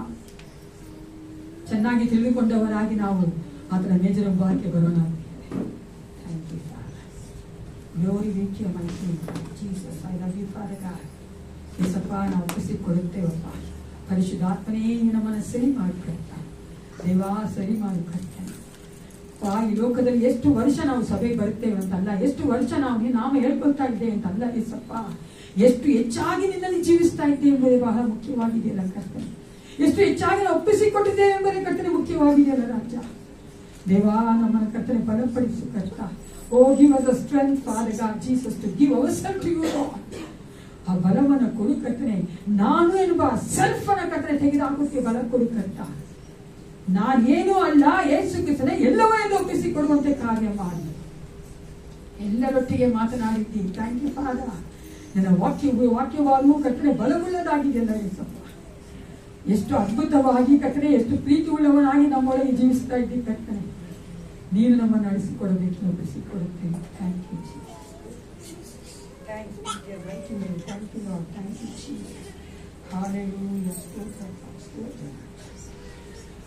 ಕರ್ತನಾದ ಯೇಸು ತಾನು ಹಿಡಿದುಕೊಳ್ಳಲ್ಪಟ್ಟ ರಾತ್ರಿಯಲ್ಲಿ ರೊಟ್ಟಿಯನ್ನು ತೆಗೆದುಕೊಂಡು ದೇವರ ಸ್ತೋತ್ರ ಮಾಡಿ ಮುರಿದು, ಇದು ನಿಮಗೋಸ್ಕರವಾಗಿರುವ ನನ್ನ ದೇಹ, ನನ್ನನ್ನು ನೆನೆಸಿಕೊಳ್ಳೋದಕ್ಕೋಸ್ಕರವಾಗಿ ಹೀಗೆ ಮಾಡಿರಿ ಅಂದನು. ಊಟವಾದ ಮೇಲೆ ಆತನು ಅದೇ ರೀತಿಯಾಗಿ ಪಾತ್ರೆಯನ್ನು ತೆಗೆದುಕೊಂಡು, ಈ ಪಾತ್ರೆಯು ನನ್ನ ರಕ್ತದಿಂದ ಸ್ಥಾಪಿತವಾಗುವ ಹೊಸ ಒಡಂಬಡಿಕೆಯನ್ನು ಸೂಚಿಸುತ್ತದೆ. ನೀವು ಇದರಲ್ಲಿ ಪಾನ ಮಾಡುವಾಗಲೆಲ್ಲ ನನ್ನ ನೆನೆಸಿಕೊಳ್ಳೋದಕ್ಕೋಸ್ಕರವಾಗಿ ಪಾನ ಮಾಡಿರಿ ಅಂದನು. ಪ್ರಾರ್ಥನೆ ಮಾಡಿಕೊಳ್ಳೋಣ. ಸೇನಾಧೀಶವಾದ ಸರ್ವೋತ್ತಮವಾದ ಪರಲೋಕ ತಂದೆ, ಅಪ್ಪಾಪಿತನೇ, ನಮ್ಮೆಲ್ಲರ ತಗ್ಗಿಸಿ ಒಪ್ಪಿಸಿಕೊಳ್ಳುತ್ತೇನೆ. ನೀನು ಮೆಚ್ಚುವಂತೆ ಯೇಸಪ್ಪ, ನಿನ್ನ ಬೋಧನೆಯಲ್ಲಿ ನಾವು ಪಾಲ್ಗೊಳ್ಳುವಂತೆ ಕಾರ್ಯ ಮಾಡಿ. ನಮಗಾಗಿ ನೀನು ಕಥೆಯ ಪರಿಶುದ್ಧ ರಕ್ತವನ್ನ, ನಿನ್ನ ಒಂದು ದೇಹವನ್ನ ಮುರಿದಿಯಲ್ಲ ಯೇಸಪ್ಪ. ಅದಕ್ಕಾಗಿ ನಿನಗೆ ಸ್ತೋತ್ರ. ದೇವಾದ ನೆನೆಸುವವರಾಗಿ ನಿನ್ನ ಮರಣವನ್ನು ಪ್ರಸಿದ್ಧಿಪಡಿಸುವಂತ ಮಕ್ಕಳಾಗಿ, ನಮ್ಮ ಜೀವನದ ಮೂಲಕವಾಗಿ, ನಾವು ಮಾತುಗಳ ಮೂಲಕವಾಗಿ ಈ ಲೋಕದಲ್ಲಿ ಅಲೆದು ಹೋಗುತ್ತಿರುವಂತಹ ಆತ್ಮಗಳಿಗೆ ಯೇಸಪ್ಪ ನಾವು ಕರ್ತನೆ ಯೇಸಪ್ಪ, ಹೌದು ರಾಜ, ಸಾಕ್ಷಿಗಳಾಗಿ ಕರ್ತ ಯೇಸಪ್ಪ ಸಾರುವಂತೆ ಕರ್ತನೆ ನಿನ್ನ ಪ್ರತಿಯೊಬ್ಬರನ್ನ ಅಭಿಷೇಕಿಸು. ನಿನ್ನ ಪ್ರೀತಿಯೊಟ್ಟಿಗೆ ರಾಜ ನಾವು ಬಂದು ಈ ಒಂದು ಬೋಧನೆ ಪಾಲ್ಗೊಳ್ಳುವಂತೆ ಕಾರ್ಯ ಮಾಡಬೇಕೆಂದು ಯೇಸು ಕ್ರಿಸ್ತನ ನಾಮದಲ್ಲಿ ಪ್ರಾರ್ಥಿಸುತ್ತೇನೆ. ಒಳ್ಳೆಯ ಪಿತನೇ. ಮೊದಲಾಗಿ ನನ್ನ ಬಲಗಡೆಯವರು ಬೀಸನ ತೆಗೆದುಕೊಂಡು ಮಾತ್ರ ಬಂದು ಇಟ್ಕೊಳ್ಬೇಕು, ನಂತರ ಎಡಗಡೆಯವರು ಬರಬೇಕು. ದೇವರು ತಾನೇ ನಮ್ಮನ್ನ ಆಶೀರ್ವದಿಸಿ ನಾವು ಆತನ ಒಂದು ಮೇಜಿನಲ್ಲಿ ಪಾಲ್ಗೊಳ್ಳುವಂತೆ ಮಾಡಿದ್ದಾನೆ. Hallelujah. It's a great privilege to come to the Lord's table, isn't it? ಅಲ್ವಾ? ಅದನ್ನು ಕೊಟ್ಟಂತಹ ಒಂದು ಪ್ರಿವಿಲೇಜ್ಗೆ ನಾವೇ ಸಂತೋಷ ಪಟ್ಟು ಸಾಧ್ಯ, ಸ್ತೋತ್ರ ಮಾಡಲು ಸಾಧ್ಯ. ಈಗ ಈ ಒಂದು ಮುಂದಿನ ವಾರದಲ್ಲಿರುವಂತಹ ಪ್ರಕಟಣೆ, ಮುಂದಿನ ವಾರ ಈ ಒಂದು ದಿನ ಇದು ಸರ್ವಿಸ್ ಆದ ನಂತರ ಪಾಸ್ಟರ್ ಕಮಿಟಿ ದಿನ ನಾವು ನೆನ್ನೆ ಮಾಡಿದ್ದೇವೆ. 6 and 7 and 8 ಮೊದಲನೇ ಸೋಮವಾರ, ಮಂಗಳವಾರ, ಬುಧವಾರ ನಾವು ಸಾಯಂಕಾಲ 6:30ಗೆ ನಮ್ಮ ಸಭೆಗೋಸ್ಕರವಾಗಿ, ಸಭೆ ಎಕ್ಸ್ಟೆನ್ಷನ್ಗೋಸ್ಕರವಾಗಿ, ಸಭೆಗೆ ಹೊಸ ಒಂದು ಆತ್ಮಗಳು ಬರುವುದಕ್ಕೋಸ್ಕರವಾಗಿ, ಸಭೆಯಲ್ಲಿರುವಂತಹ ಎಲ್ಲ ಕುಟುಂಬಗಳಿಗೋಸ್ಕರವಾಗಿ ಪ್ರಾರ್ಥನೆ ಮಾಡುವವರಾಗಿದ್ದೇವೆ. ದಯವಿಟ್ಟು ಆ ಪ್ರಾರ್ಥನೆಗಾಗಿ ನೀವು ಪಾಲ್ಗೊಳ್ಬೇಕಂತ ನಾವು ಪ್ರೀತಿಯಿಂದ ಕೇಳ್ಕೊಳ್ತೇವೆ. 11ನೇ ತಾರೀಕು ಶನಿವಾರ ನಾವು 10 ರಿಂದ 1 ಗಂಟೆವರೆಗೂ ಫಾಸ್ಟಿಂಗ್ ಪ್ರೇಯರ್ ಮಾಡುವವರಾಗಿದ್ದೇವೆ. ಉಪವಾಸ ಪ್ರಾರ್ಥನೆ ಇರ್ತದೆ. ದಯವಿಟ್ಟು ಅದು ಸೆಕೆಂಡ್ ಸ್ಯಾಟರ್ಡೆ. ನೀವು ಆದಷ್ಟು ಜನ ಬಂದು ನಾವು ಒಟ್ಟಾಗಿ ಸೇರಿ ನಮ್ಮ ದೇಶಕ್ಕೋಸ್ಕರವಾಗಿ, ನಮ್ಮ ರಾಜ್ಯಕ್ಕೋಸ್ಕರವಾಗಿ, ನಮ್ಮ ಒಂದು ಸಭೆಗಳಿಗೋಸ್ಕರವಾಗಿ ದೇವರ ಮಕ್ಕಳ ದೇವತನ ಆಶೀರ್ವದಿಸಿ ನಡೆಸ್ಕೊಡ್ಬೇಕಂತ ನಾವು ಪ್ರಾರ್ಥನೆ ಮಾಡುವವರಾಗಿದ್ದೇವೆ. ನಂತರ ನೆಕ್ಸ್ಟ್ ವೀಕ್ 12ನೇ ತಾರೀಕು ನಮ್ಮ ಒಂದು ಸಭೆಯಲ್ಲಿ ಭಾನುವಾರದಲ್ಲಿ ಬೆಳಗ್ಗೆ 8 ಸರ್ವಿಸ್ ಇರ್ತದೆ. ನೆಕ್ಸ್ಟ್ ವೀಕ್ ನಾವು ಯಾವ ಒಂದು ಮೆನ್ಸ್ ಫೆಲೋಶಿಪ್, ವುಮೆನ್ಸ್ ಫೆಲೋಶಿಪ್ ಮಾಡ್ತಾ ಇಲ್ಲ. ಯಾಕಂದ್ರೆ 13ನೇ ತಾರೀಕಿಂದ ನಮ್ಮ ಸಭೆಯಲ್ಲಿ VBS ಪ್ರಾರಂಭ ಆಗುತ್ತೆ. ಎಷ್ಟನೇ ತಾರೀಕು? 13 ರಿಂದ 18. ದಯವಿಟ್ಟು ನೀವೆಲ್ಲ ಮಕ್ಕಳನ್ನ ಕಲ್ಸ್ಕೊಡ್ಬೇಕು. ನಿಮ್ಮ ಅಕ್ಕಪಕ್ಕ ಇರೋ ಮಕ್ಕಳು ಸಹ ನೀವು ಹೇಳಿ, ಅವರು ಸಹ ನಿಮ್ಮ ಮಕ್ಕಳೊಟ್ಟಿಗೆ ಬರುವಂತೆ ಮಾಡ್ಬೇಕಂತ ನಾವು ಪ್ರೀತಿಯಿಂದ ಕೇಳ್ಕೊಳ್ತೇವೆ. From 13 to 18 we have VBS. 19th ನಾವು ಆ ಒಂದು VBS ಕೊನೆಯ ದಿನದ ಒಂದು ಫಂಕ್ಷನ್ ಅನ್ನ ಮಾಡುವವರಾಗಿದ್ದೇವೆ. ಎಲ್ಲರೂ ನಿಂತ್ಕೊಂಡವರಾಗಿದ್ದೇವೆ. ಒಂದು ಕ್ಷಣ ಬಾಯಿ ತೆಗೆದು ಸ್ತೋತ್ರ ಮಾಡೋಣ. ಸ್ತೋತ್ರ ಮಾಡಿದ್ದೇವೆ. ಎಲ್ಲರೂ ಬಾಯಿ ತೆಗೆದು ಸ್ತೋತ್ರ ಮಾಡಿ. ದೇವರನ್ನು ಕೊಡದ ಯೋಗ್ಯತೆಗಾಗಿ, ದೇವರನ್ನು ಕೊಡದ ಒಂದು ಪಾತ್ರರಾಗಿ ಮಾಡುವುದಕ್ಕಾಗಿ, ದೇವರು ತಾನು ನಮ್ಮನ್ನು ಪರೀಕ್ಷೆ ಮಾಡಿಕೊಂಡವರಾಗಿ ಆತನ ಪಾತ್ರ ಬರುವಂತೆ ಮಾಡೋದಕ್ಕಾಗಿ thank you Lord. Thank you holy spirit. ನಿನ್ನ ಪ್ರೀತಿಯನ್ನು ಹೆಚ್ಚುತ್ತೇವೆ ದೇವ. ನಿನ್ನ ಮರಣವನ್ನು ನಾಶ ಮಾಡಿಕೊಂಡವರಾಗಿ ನಾವು ಕರ್ತನೆ ಅವನ ಬರುವಂತೆ ಕಾರ್ಯ ಮಾಡಲಿಕ್ಕಾಗಿ thank you holy spirit. Thank you father God. We worship you, glorify you Lord. O it's you Lord father God. ನಿನ್ನ ಪ್ರೀತಿ ಕರುಣೆ ದೊಡ್ಡದು ರಾಜ. Thank you Lord. Thank you father. I love you Jesus. Worship you Father God.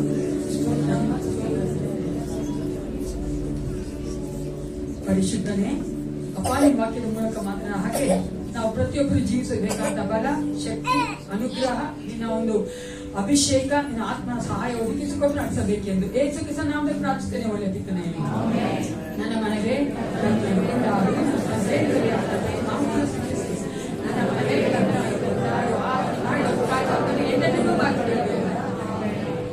ನಮ್ಮ ಕರ್ತನಾದ ಯೇಸು ಕ್ರಿಸ್ತನ ಕೃಪೆಯು, ತಾಯಿ ದೇವರ ಪ್ರೀತಿಯು, ಪರಿಶುದ್ಧಾತ್ಮ ಅನ್ಯೋನ್ಯತೆಯು, ಸಹವಾಸವು, ಸಹಾಯವು ಸದಾ ಕಾಲ ನೈಟಿಗಿರಲಿ. Let Jesus make you a light to this world.